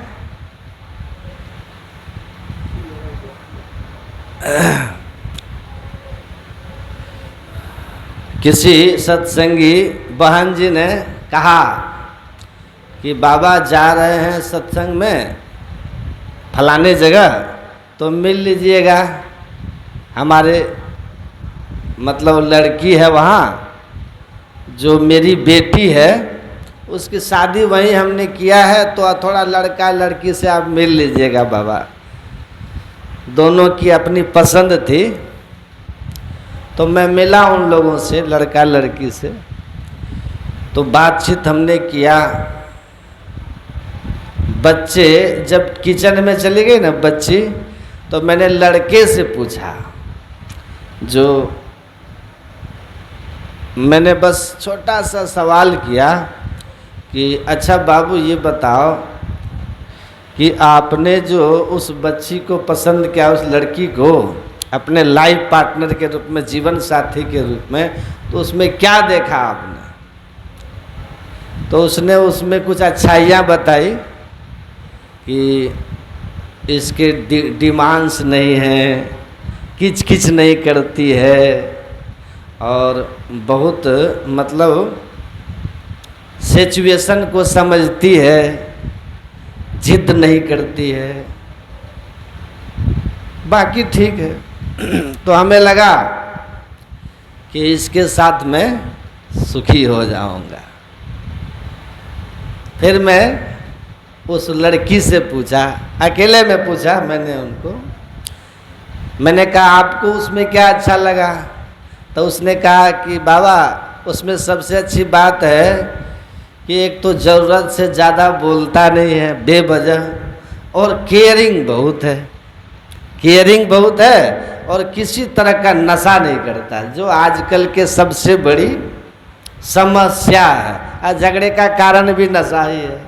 तो नशा नहीं करता, केयरिंग नेचर का है, और ज़रूरत भर बोलता है। तो मुझे लगा कि इसके साथ मैं सुखी रहूँगी। फिर मैंने दोनों को बिठाया, है ना, अब दोनों को पूछा, अब मैंने कहा कि आप बैठो तुम लोग दोनों, देखो आप इच्छा रखते हो कि इसके साथ मैं सुखी हो जाऊंगा, मतलब आपकी मांग इनसे सुख की है, और ये बेचारा आपसे सुख मांग रहा है? अगर सुख आपके पास होता तो आप इनसे नहीं मांगते, इनके पास होता तो ये फिर आपसे नहीं मांगती। मतलब सुख के मामले में दोनों क्या हो, खाली अकाउंट हो। कह रहे हो कि अपने खाते से हमारे खाते में ट्रांसफ़र कर दो, अपने अकाउंट से मेरे अकाउंट में कुछ सुख ट्रांसफ़र कर दो, अब वो कह रहा तुम मेरे अकाउंट में ट्रांसफ़र कर दो, अकाउंट दोनों का जीरो हो, क्या करोगे? बैलेंस जीरो है। तो फिर मैंने कहा सुनिए,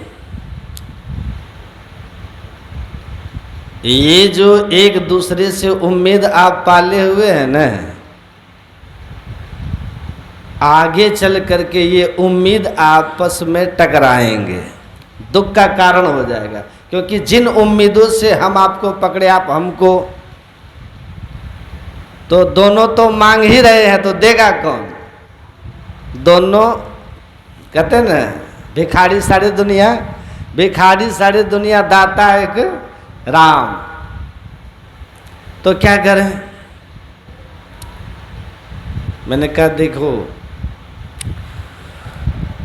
ये सुख जो है ना, कोई किसी को दे नहीं सकता, इसको समझिएगा, सुख कोई किसी को दे नहीं सकता, आदमी स्वयं सुखी हो सकता है। आपको सुखी खुद होना पड़ेगा, तब आप किसी को सुखी कर सकते हैं। जिनसे आप मांग रहे हो वो आपसे मांग रहा है, दोनों एक ऐसी दुनिया में जी रहे हो जो आगे चल करके परेशान करेगा। तो सुख जो है, एक दूसरे से सुख पाने की जो चाहनाएं हैं, यही जीवन में दुख का कारण है।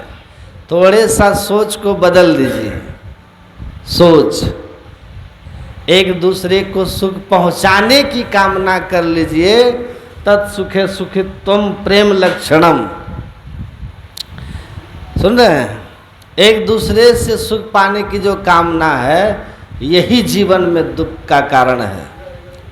थोड़ा सा सोच बदल देनी, एक दूसरे को सुख पहुंचाने की कामना कर लीजिए। तत्सुखे सुखित्वम प्रेम लक्षणम। अगर आप एक दूसरे से सुख चाहते हैं तो प्रेम नहीं है। धर्मशास्त्र भी कहता है कि एक दूसरे को सुख पहुंचाने की जो हमारी इच्छा है ना, वो प्रेम है। तो हम इसको सुख दें, बस इतनी सी चेंज करना है कि मेरे द्वारा इनको सुख मिले। आप कहते हैं इसके द्वारा मुझे, उनकी सोच है कि मैं इनको सुख पहुंचाऊं। जो एक दूसरे से सुख मांग रहे थे वो एक सुख देने का भावना कर लीजिए। ये भावना जो है ना, तत्सुख सुखित्वम प्रेम लक्षणम, ये आपके जीवन में क्रांतिकारी परिवर्तन लाएगा। ये होगा कैसे? क्योंकि एकदम ट्रांसफॉर्मेशन हो रहा है ना, कंप्लीट ट्रांसफॉर्मेशन आपका हो रहा है, एकदम बदल रहे हैं आप। जहां ऐसे थे हम, लेने के लिए हाथ फैला रहे थे, अब आप देने के लिए हाथ क्या करो, मांग रहे थे ना, अब दे रहे हैं आप। ये कर लीजिए, एकदम से कंप्लीट चेंज हो जाएंगे आप। तो ये जो मेंटेलिटी है, ये मेंटेलिटी आपके जीवन को साफ बदल देगा। आप के जैसे सुखी रहें आप, वही मेरा सुख है, बात खत्म हो गई। तो ये मेंटेलिटी आपको लाने के लिए आपको समझना होगा अध्यात्म को, आपको समझना होगा मन को। जो मन मांग रहा था वो मन अब दाता होगा, जो वेगर था अब वो डोनर होगा। तो ये मेंटेलिटी हमारी कैसी आ जाए, ये जो स्वार्थ था ना, ये परमार्थ में बदल जाए, तो आपका काम हो जाएगा। यही अध्यात्म है, इसको समझना है। जीवन में सफलता के लिए दो चीजें होनी चाहिए, एक योग्यता और दूसरा आप में एबिलिटी हो, योग्यता हो आप में पहला, और दूसरा विल पावर। आप में एबिलिटी हो, विल पावर है, तो आप सक्सेसफुल हो जाइएगा। और उदाहरण से सुनिए, महाभारत का भीष्म पितामह उदाहरण है। भीष्म पितामह महाभारत में, द्रोणाचार्य महाभारत में, इनमें एबिलिटी थी लेकिन विल पावर नहीं था। ये पांडवों को जीतते हुए देखना चाहते थे, इनमें जीत की इच्छा नहीं थी, इसलिए ये हार गए। एबिलिटी और विल पावर, अगर भीष्म में और द्रोणाचार्य में विल पावर भी होता तब भी हार जाते। कर्ण में विल पावर भी था, एबिलिटी भी थी, तब भी हारे कि नहीं? उनको हारना था। क्यों? इसलिए कि जीतने के लिए, सफलता के लिए एक तीसरी चीज है जो आपको याद रखना होगा, आप खड़े किस तरफ हो, डायरेक्शन ऑफ लाइफ क्या है। आपको क्या लगता है कि द्रोणाचार्य जब भीष्म जीतना चाहते तो कृष्ण उसको जीतने दे देते? भगवान कृष्ण ने क्या कहा था? अपने बुआ कुंती को क्या कहा था कि बुआ आप मेरे बेटों का संग मत छोड़ना। तो उस समय भगवान कृष्ण ने क्या कहते हैं, बुआ अगर आप समझती हो कि मैं तुम्हारे बेटों के तरफ हूँ इसलिए कि वो मेरे बुआ के बेटे हैं, तो आप गलत समझ रही हो। मेरा संसार में कोई अपना नहीं है। समम सर्वेषु भूतेषु न मे द्वेषस्ति न प्रिय। मैं तो सब जीवों में समान रूप से रहता हूँ, न मुझे कोई प्रिय है न मुझसे मेरा कोई अप्रिय है। सब मेरे लिए, मैं किसी से प्रिय अप्रिय का भाव ही नहीं रखता। मैं इससे उठा हुआ हूँ एब्सोल्यूट निरपेक्ष सत्ता। मैं तुम्हारे बेटों के साथ इसलिए खड़ा हूं कि तुम्हारे बेटे धर्म के साथ खड़े हैं। यतो धर्म ततो जय है। जहां धर्म है वहीं विजय है। तो वो धर्म के साथ खड़े हैं इसलिए मैं उसके साथ खड़ा हूं। पांडव इसलिए मैं उसके साथ खड़ा हूं। और जहां धर्म है वहां मैं हूं, वहीं विजय। जितना था भीष्म चाहते भी, द्रोण चाहते भी, कृष्ण कोई न कोई रास्ता निकालते और उनको हटा देते, पराजित कर देते। अर्जुन जो है कहा ना कि एक तरफ मैं और एक तरफ मेरी नारायणी सेना रहेगी, आपको कौन चाहिए? तो अर्जुन को अवसर मिला तो कहा मुझे आप ही चाहिए। तो कहा मैं तो अस्त्र शस्त्र नहीं उठाऊंगा, पहले बोल दिया। निहत्था को लेके तुम क्या करोगे? कहा मुझे बस आप ही चाहिए, मेरे रथ का आप सारथी रहिएगा। आपके हाथ में मेरे जीवन की बागडोर होगी तो फिर मैं अकेला काफी हूं युद्ध जीतने के लिए। दुर्योधन बड़ा प्रसन्न होकर चला गया। भगवान कृष्ण ने एक कवि ने लिखा है कि भगवान कृष्ण कहते हैं कि तुम्हारे जीवन में अब दुख आने वाला है अर्जुन, इसलिए हार तुम्हारी निश्चित है। दास हरदम तू रहेगा उदास। माखन तो दुर्योधन ले गया, अब छाछ तुम्हारे पास। क्रीम जो था ना, सेना जो लड़ती नारायणी जो अपराजय थी, वो तो दुर्योधन ले गया। तुमने हत्था कृष्ण को लिया, छाछ तुम्हारे पास में रह गया। और क्रीम लेके दुर्योधन चला गया। तो अर्जुन ने कहा कि नहीं नहीं नहीं, मैं आप गलत बोल रहे हैं। जीत हमारी निश्चित है, दास कभी नहीं हो सकता उदास। भगवान का दास हो ना, उदास कैसे हो जाऊंगा भाई? जीत हमारी निश्चित है, दास कभी नहीं हो सकता उदास। और माखन लेके क्या करूं जब माखन चोर है मेरे पास। तो माखन चोर मेरे साथ है, माखन जिनको ले जाना ले जाओ, क्रीम जिनको ले जाना ले जाओ। ये मेरे लिए चुरा लाएंगे माखन को, विजय ले आएंगे अपना। तो भगवान कृष्ण अर्जुन के साथ में है। तो भगवान कहते धर्म जहाँ है ना वहाँ विजय है। तो मैंने कहा कि ये तीसरी चीज आप ऐड करके बोलिए कि ये दो चीजें कितनी भी आपकी क्षमता हो,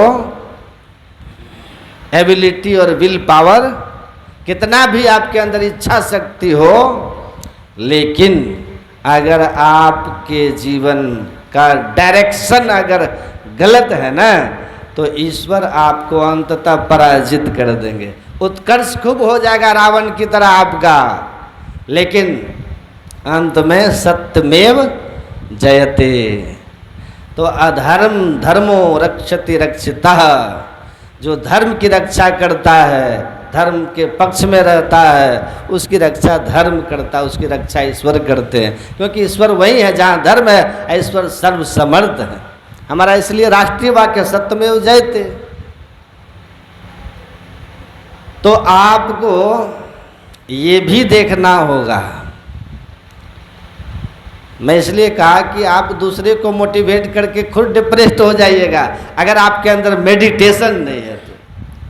अध्यात्म यही है, अपने अंदर से हमेशा मोटिवेट रहो,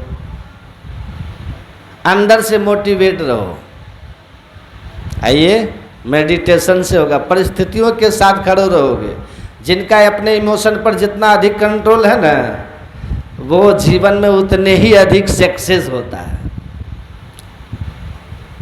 मैनेजर किसको कहते हैं? द बेस्ट मैनेजर कौन? Who manages himself. जो अपने आप को मैनेज कर लेता है वही बेस्ट मैनेजर है। स्वयं को अनुकूल प्रतिकूल दोनों परिस्थितियों में सुख हर्ष दुख जल बिल खाहि अदौ समधीर धरहि मन माहि।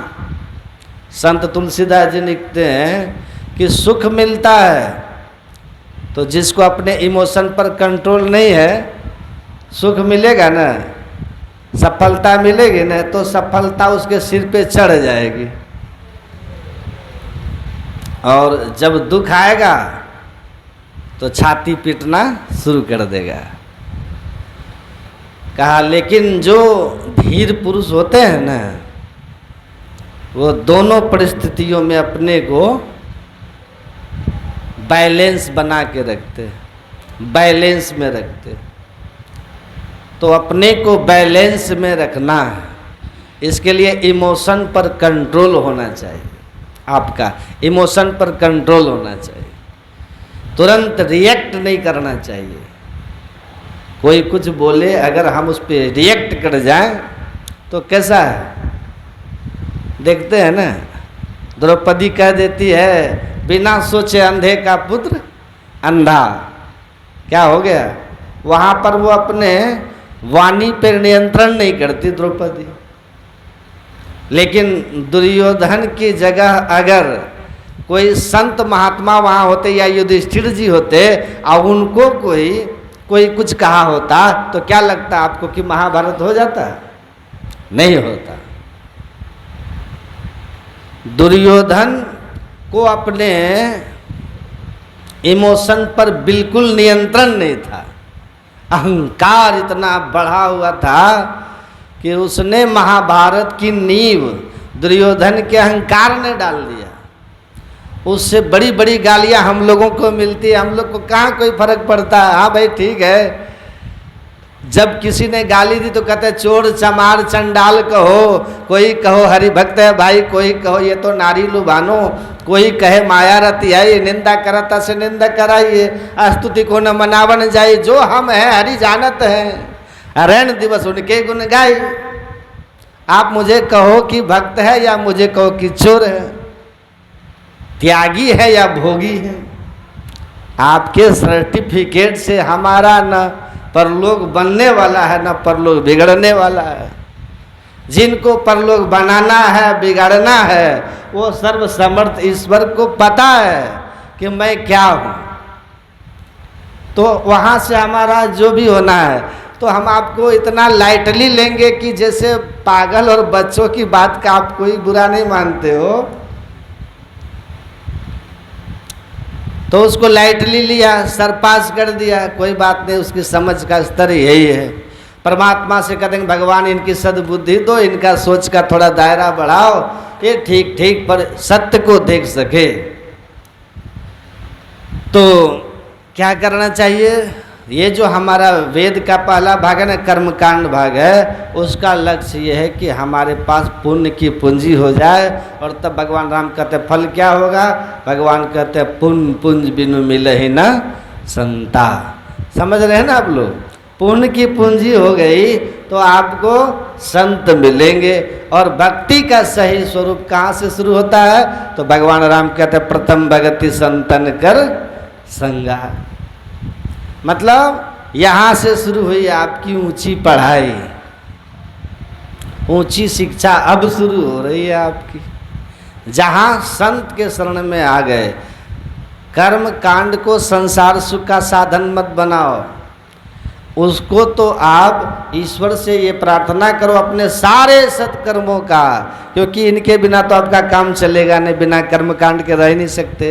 जो भी रिचुअल्स, पूजा पाठ, धार्मिक कर्मकांड अनुष्ठान करते हैं, उसका लक्ष्य क्या हो कि हे ईश्वर मुझे संत मिल जाए, क्योंकि शांति का मार्ग यही है। शांति कहीं बाहर की वस्तु है ही नहीं। ऐसा संभव नहीं कि आपके जीवन में दुख नहीं आए। यहाँ भगवान राम भी आकर के और अपने जीवन में दुख भोगते हुए हम लोगों को दिखाते हैं। भगवान कृष्ण भी यहाँ आकर के दुख भोगते हैं। यहाँ बड़े से बड़े ऋषि महर्षि आए हैं, उनको भी यहाँ दुख हुआ है। तो संसार में आए हो दुख नहीं आए यह संभव है, लेकिन संसार में आकर के ऐसा बन जाना संभव है कि दुख आए और हम दुखी ना हो। तो यही अध्यात्म का ज्ञान है। इसलिए मानव शरीर कृपा से मिला है। सत्कर्म करते हुए भगवान की कृपा का हमेशा तत्तेनुकंपानु सुसमीक्षमा, भगवान की कृपा की प्रतीक्षा करते रहो। बड़े बड़े सिद्ध महात्मा दिन रात सत्कर्म साधना में संलग्न रहने पर भी वाणी से यही कहते हैं, मौसम कौन कुटिल खलगामी। कहते हैं है नहीं, फिर भी कह रहे हैं। क्यों कह रहे हैं भाई? कि हमारे सत्कर्म कितने भी सही हैं, परंतु यदि आपने कृपा नहीं की तो हमारी बात बनने वाली नहीं है। इसलिए सत्कर्म करते हुए भी कृपा की कांक्षा रखनी चाहिए। इसलिए भक्त वत्सल भगवान का कहा जाता है। वत्स मतलब बछड़ा, वत्सला माने गाय। गाय जब अपने सद्य शिशु को जन्म देती है, सद्य शिशु नन्हा सा बछड़ा, तो पूरा शरीर उसका शरीर मल से लिपटा रहता है। वो ठीक से खड़ा भी नहीं हो पाता, चल नहीं सकता, मलाच्छन्न रहता है। पर गौ माता उसके प्रति इतना प्रेम करती हैं, इतना वात्सल्य करती है कि चाट चाट करके उसका सारा मल साफ कर देती है और एकदम से निर्मल बना देती है। उसी प्रकार माया का गुलाम बन करके ये जीव प्रकृति प्रपंच में पड़ करके मलिन हो गया। अब भगवान का जब वात्सल्य उमड़ता है तो भगवान सोचने लगते हैं क्या करें, मेरी माया ही इतनी बलवती, उस बेचारे को पटक दिया, गिरा दिया और अपने प्रपंच में लपेट लिया। ये प्रपंच है आखिर तो हमारा ही फैलाया हुआ। तो फिर भगवान अपनी कृपा और करुणा की जीवा से समस्त पाप पंक का प्रक्षालन करके जन्म कोटि अघनाश ही तब ही सब पापों को साफ कर देते हैं। सुध जी कहते हैं, ऋषियों, मनुष्य के जीवन का उद्देश्य ही यही है। देह धरे कर यही फल भाई, भजिए राम सब काम भी आए। मनुष्य के जीवन का उद्देश्य यही है। खाना पीना सोना ये मनुष्य का जीवन का लक्ष्य नहीं है, ये तो जीवन की यात्रा के साधन है। आप घर से चले थे सत्संग के लिए इलाहाबाद प्रयागराज, खान पान नाश्ता पानी सब संग में लेके चले थे और नाश्ता पानी बहुत सुंदर है। आप बैठ कर के अब खाने में इतने मस्त हो गए कि प्रयागराज जाना ही भूल गए। जगह बहुत प्यारी लगी, अब भोजन भी बहुत स्वाद आ रहा था, तो वहीं खाओ, एक तान दुपट्टा सो जाओ। पता चला उधर कुंभ खत्म हो गया, अब वहाँ तान दुपट्टा घूमते रहे, सोते रहे, तो आप लक्ष्य भ्रष्ट हो गए ना। आए थे हरि भजन को होटल लगे कपास, चले थे कुछ करने के लिए, करने लगे कुछ और है। तो वही मार्ग भ्रमित हो गए ना, पथ भ्रष्ट हो गए। तो आपको भगवान ने मनुष्य शरीर दिया है अपनी प्राप्ति के लिए। 84 लाख योनियों में केवल मनुष्य है जो अपने मेधा शक्ति के प्रयोग से उस परम तत्व को जान सकता है, उस प्रभु को पा सकता है। जानवर क्या जानेंगे, वो तो खाएंगे पिएंगे सोएंगे, इससे ज़्यादा उनका विवेक उतना काम ही नहीं करता। भोग भोगने में मनुष्य से ज़्यादा पशु कुशल होता है, हमसे ज़्यादा खाता है, हमसे ज़्यादा बच्चे होते हैं। तो भोग भोगने से ही कोई महान नहीं हो जाते। तो मनुष्य की इतनी महिमा क्यों है? बोले एक ही विशेषता है कि मनुष्य जो कर सकता वो पशु पक्षी नहीं कर सकते। भगवान ने एक विशेष विवेक बुद्धि मनुष्य को दी है, जिससे वो जीवन रहस्य को जान सकता है, जिसको जानने के बाद आना जाना ही हमेशा के लिए खत्म हो जाता है, स्वरूपस्थ हो जाता है। तो जीवस्य तत्व जिज्ञासा, मनुष्य का जीवन उसी तत्व को जानने के लिए मिला है, न कि खाने पीने के लिए, मौज मस्ती के लिए। आहारार्थम कर्म कुर्यात् मनुष्यः, आहारम कुर्यात् ता प्राण संहारणार्थम प्राणाः संहारया तत्व जिज्ञासनार्थम तत्वं ज्ञात्वा यस्य भूयो न जन्मः। आहारम कुर्यात्, देखिए हर व्यक्ति कर्म काय के लिए कर रहा है कि खाएं पिए मस्त रहे, कुछ करेंगे नहीं तो खाएंगे क्या? हर व्यक्ति कहता महाराज क्या करे, पापी पेट का सवाल है, ये पेट के लिए गोरख धंधे करने पड़ते हैं। तो हम लोग कर्म काय के लिए कर रहे हैं? ताकि पेट भर के भोजन मिले। आहारम कुर्यात्, आहारार्थम कर्म कुर्यात् मनुष्य, मनुष्य आहार के लिए कर्म करता है। प्रश्न किया कि आहार क्यों करते हो? बोले आहारम कुर्यात् प्राण संहारणार्थम, आहार नहीं करेंगे तो प्राण कैसे बचेंगे? अन्नमय कोश का ही शरीर है, खा करके तो जिंदा रहेंगे, खाने को नहीं मिला तो भूखे मर जाएंगे। इसलिए आहारम कुर्यात् प्राण संहारणार्थम, प्राणों की रक्षा के लिए आहार करते हैं। तो प्रश्न उठा प्राणों की रक्षा क्यों करते हो? बोले प्राणाः संहारयाः तत्व जिज्ञासनार्थम, बोले प्राणों की रक्षा करेंगे ताकि शरीर ठीक रहेगा, और शरीर जब प्राणों के द्वारा संचालित हो रहा है तो प्राण रहेंगे तो जीवन रहेगा, और जीवन रहेगा तभी तो उस तत्व को हम जान पाएंगे। तत्व जिज्ञासनार्थम, तत्व को जानने के लिए हम प्राणों की रक्षा कर रहे हैं। तो तत्व क्यों जानना चाहते हो? क्यों भाई?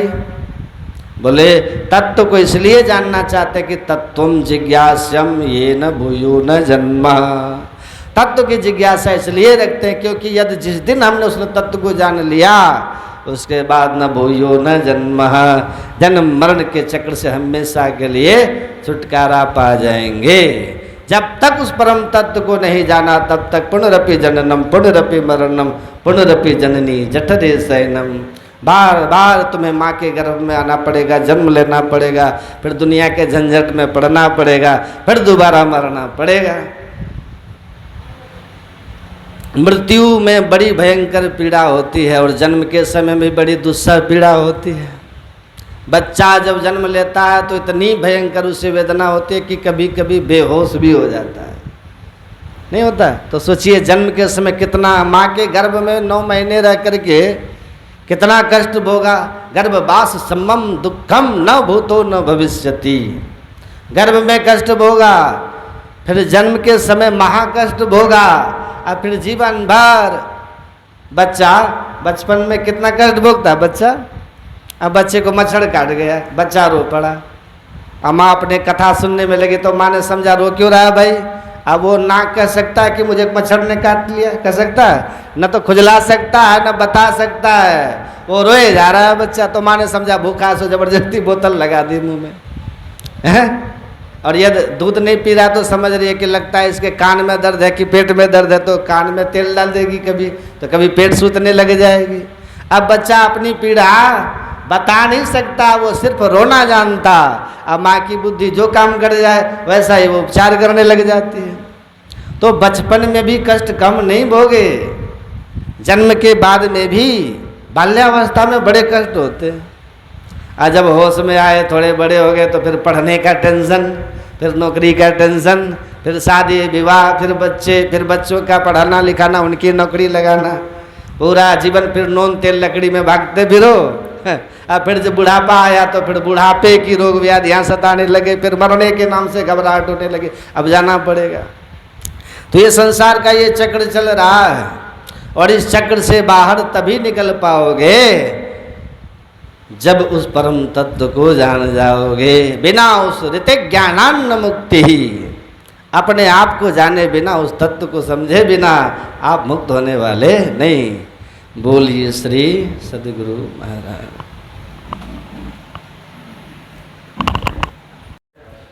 सुबह से ही 3 शस्त्र सत्संग हुआ और यह समापन है। कल जो सत्संग होगा कबीर आश्रम के बगल में विद्यासागर विद्या बाबू के घर पर 3 बजे से वहाँ भी सत्संग रखा गया है। और विद्यासागर भी हम लोग बोल देते हैं उसको, विद्यासाव जी कबीर आश्रम के बगल में 3 बजे से वहाँ सत्संग है। और आज जो भी हम लोग सुने बाबा के मुखारबिंद से,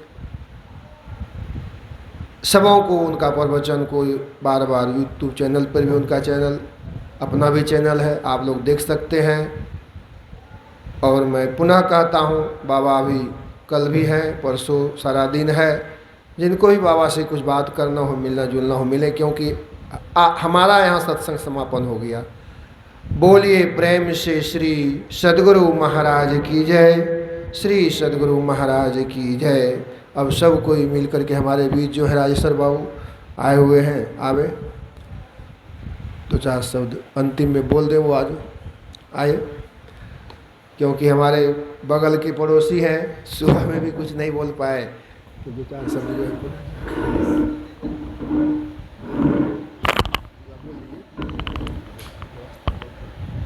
श्री सद्गुरु महाराज की जय, श्री सद्गुरु महाराज की जय, श्री सद्गुरु महाराज की जय। परम आराध्य गुरु महाराज के चरणों में कोटि सह नमन। महर्षि संत सेवी जी महाराज के चरणों में कोटि सह नमन। मंचासीन युवा संत संदीपानंद जी महाराज के चरणों में कोटि सह नमन। इस सत्संग स्थल को निर्माण करने वाले श्री टी.के. बाबू को चरणों में कोटि सह नमन। सत्संग स्थल पर विराजमान सभी भाई बहनों, माताओं एवं बहनों को मेरा प्रणाम है। बात ऐसा है, जब भी मैं किसी संत को जब दर्शन करता हूँ तो मुझे वो रामचरितमानस का एक बहुत सुंदर लाइन याद आता है। सुनि समुझहि जन मुदित मन, मज्जहि अति अनुराग, लहहि चारि फल अछत तनु, साधु समाज फरियाद।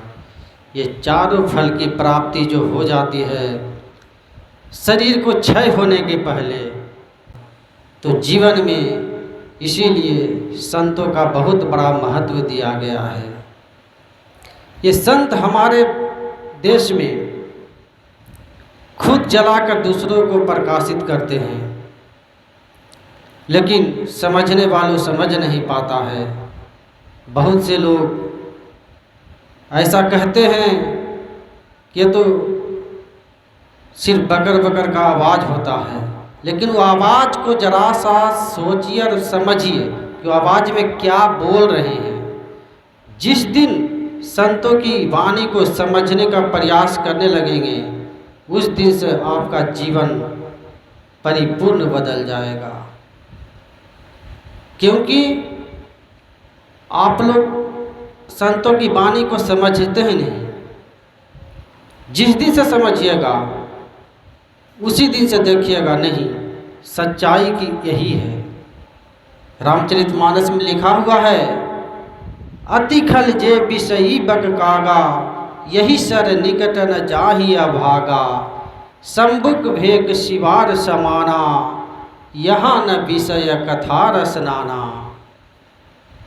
ये ऐसा तालाब कहा गया है कि जहाँ पर बगुले और कौवे नहीं आते हैं, क्योंकि यहाँ पर उस तालाब में मछली नहीं मिलता है। जहाँ पर विषय वासनाओं का चर्चा नहीं है, वहाँ पर कामी पुरुष यानी कि बगुला के समान जैसे पुरुष हैं वो नहीं आ पाएंगे।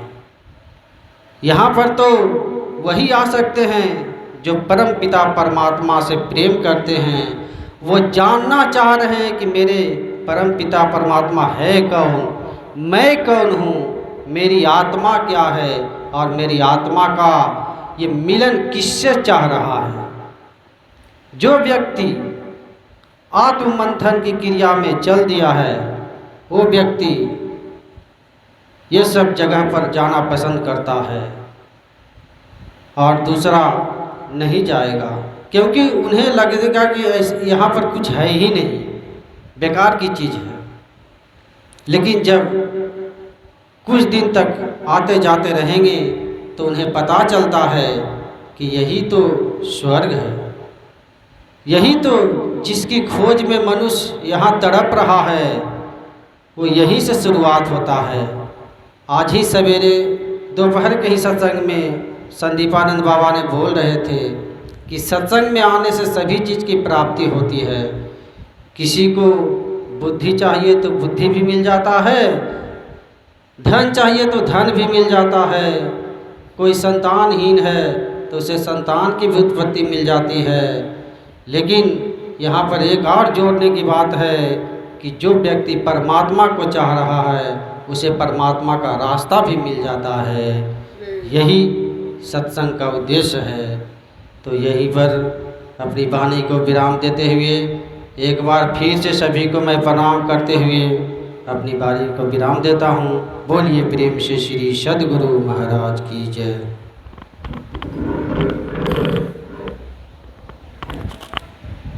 बड़ा ही यह जो देख रहे हैं सत्संग हॉल हमारे सभी भाइयों के लिए, बहनों के लिए है, सभी बाबा के लिए है। कितना सुंदर लग रहा है ये सुनहरा पल भी। इस महानगर कलकत्ता में बहुतों का घर मैंने देखा, बहुत लोग अरबों करोड़ों रुपया घर बना लिए हैं, लेकिन घर में एक मंदिर नहीं है। कम से कम हमारे यहाँ पर बहुत सारे भाई लोग आए हुए हैं, हमारे बहुत ही प्रेमी मित्र हमारे भोला भाई, भोला प्रसाद साहब, यह जब भी आते हैं तो बहुत बड़ाई करते इस घर का, बहुत बड़ाई करते हैं कि यह देखो यह घर नहीं है, यह तो एक राजा का घर है, जमींदार का घर है। करोड़ रुपया लोग कमा ले, लेकिन जो टिके भैया कर दिए हैं। यह क्यों कहा? क्योंकि देख रहा है कि बहुत पैसे वाले यहाँ हैं, लेकिन पैसा रहते हुए भी ये घर में अस्थिर नहीं है। बहुत सारी समस्याएं हम लोग के पास आते रहता है, सारा दिन समस्या, झंझट ही झंझट, कहीं चैन नहीं है। लेकिन मैं सभी भाई से कहता हूँ, जब कहीं बेचैन हो जाओ तो थोड़ा देर सत्संग हॉल में आओ, हम लोग आंख बंद करके गुरु महाराज के सामने बैठें और ध्यानाभ्यास करें, समस्या का हल निकलेगा। हमारे सुरेंद्र भाई, राजेश्वर भाई, हमारे बहुत सारे मित्रगण हैं जो कि इसमें बराबर जो है कि हम लोगों को कुछ न कुछ सहयोग करते रहते हैं, कुछ न कुछ करवाते रहते हैं। अब हमारे सुरेंद्र भाई से कहेंगे अब आरती करें। बोलिए प्रेम से श्री सद्गुरु महाराज की जय।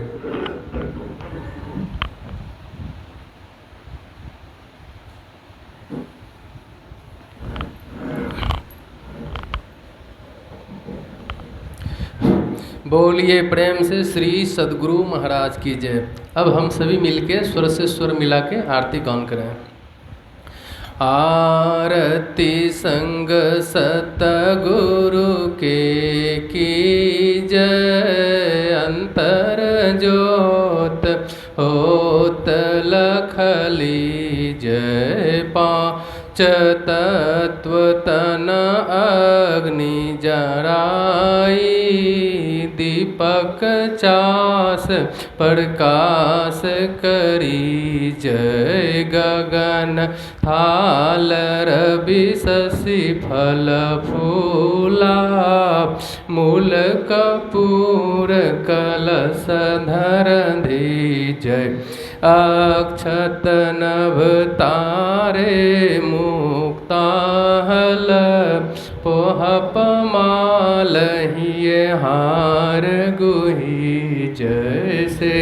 तपान मिष्टान मिठाई चंदन धूप दीप सब जय झलक झांझ मन मीन मंजीरा मधुर मधुर धुनि मृदंग सुनि जय सर्व सुगंध उड़ी चली आकाशा मधुकर कमल के ले धुनि धी जय निर्मल ज्योत जरत घटा माही देखत दृष्टि दोष सब जय आधार धार अमृत वही आवे संत मत द्वार अमर रस भी जय पी पी होय सूरत मतवाली चढ़ी चढ़ी उमगी अमीर सरी जय कोट भान छवि तेज उजाली अलख पार लखिला गलगी जय छिन छिन सूरत अधर पर राख गुरु प्रसाद अगम रस पीजय दमकत करक करक गुरु धामा उलटी अलल तुलसी तन तीजय आरती तन मंदिर में की जय दृष्टि युगल कर सन्मुख दीजय चमके बिंदु सूक्ष्म अति उज्ज्वल ब्रह्म ज्योति अनुपम लखली जय जगमग जगमग रूप ब्रह्मंडा निरखी निरखी ज्योति तजदी जय शब्द सूरत अभ्यास सरल तर करि करि सार शब्द गही लीजय ऐसी जुगति काया गर्भ त्यागी भव ब्रह्म भेद सकल मल छीजय भव खंडन आरती यह निर्मल करी में ही अमृत रस पीजय आरती तन मंदिर में की जय दृष्टि युगल कर सन्मुख दीजय बोलिए प्रेम से श्री सद्गुरु महाराज की जय सत्संग महात्मा की जय सनातन धर्म की जय परम पिता परमात्मा की जय सत्संग सुनाने वाले की जय सत्संग सुनने वाले की जय जय गुरु महाराज जय गुरु महाराज जय गुरु महाराज श्री सद्गुरु महाराज की जय।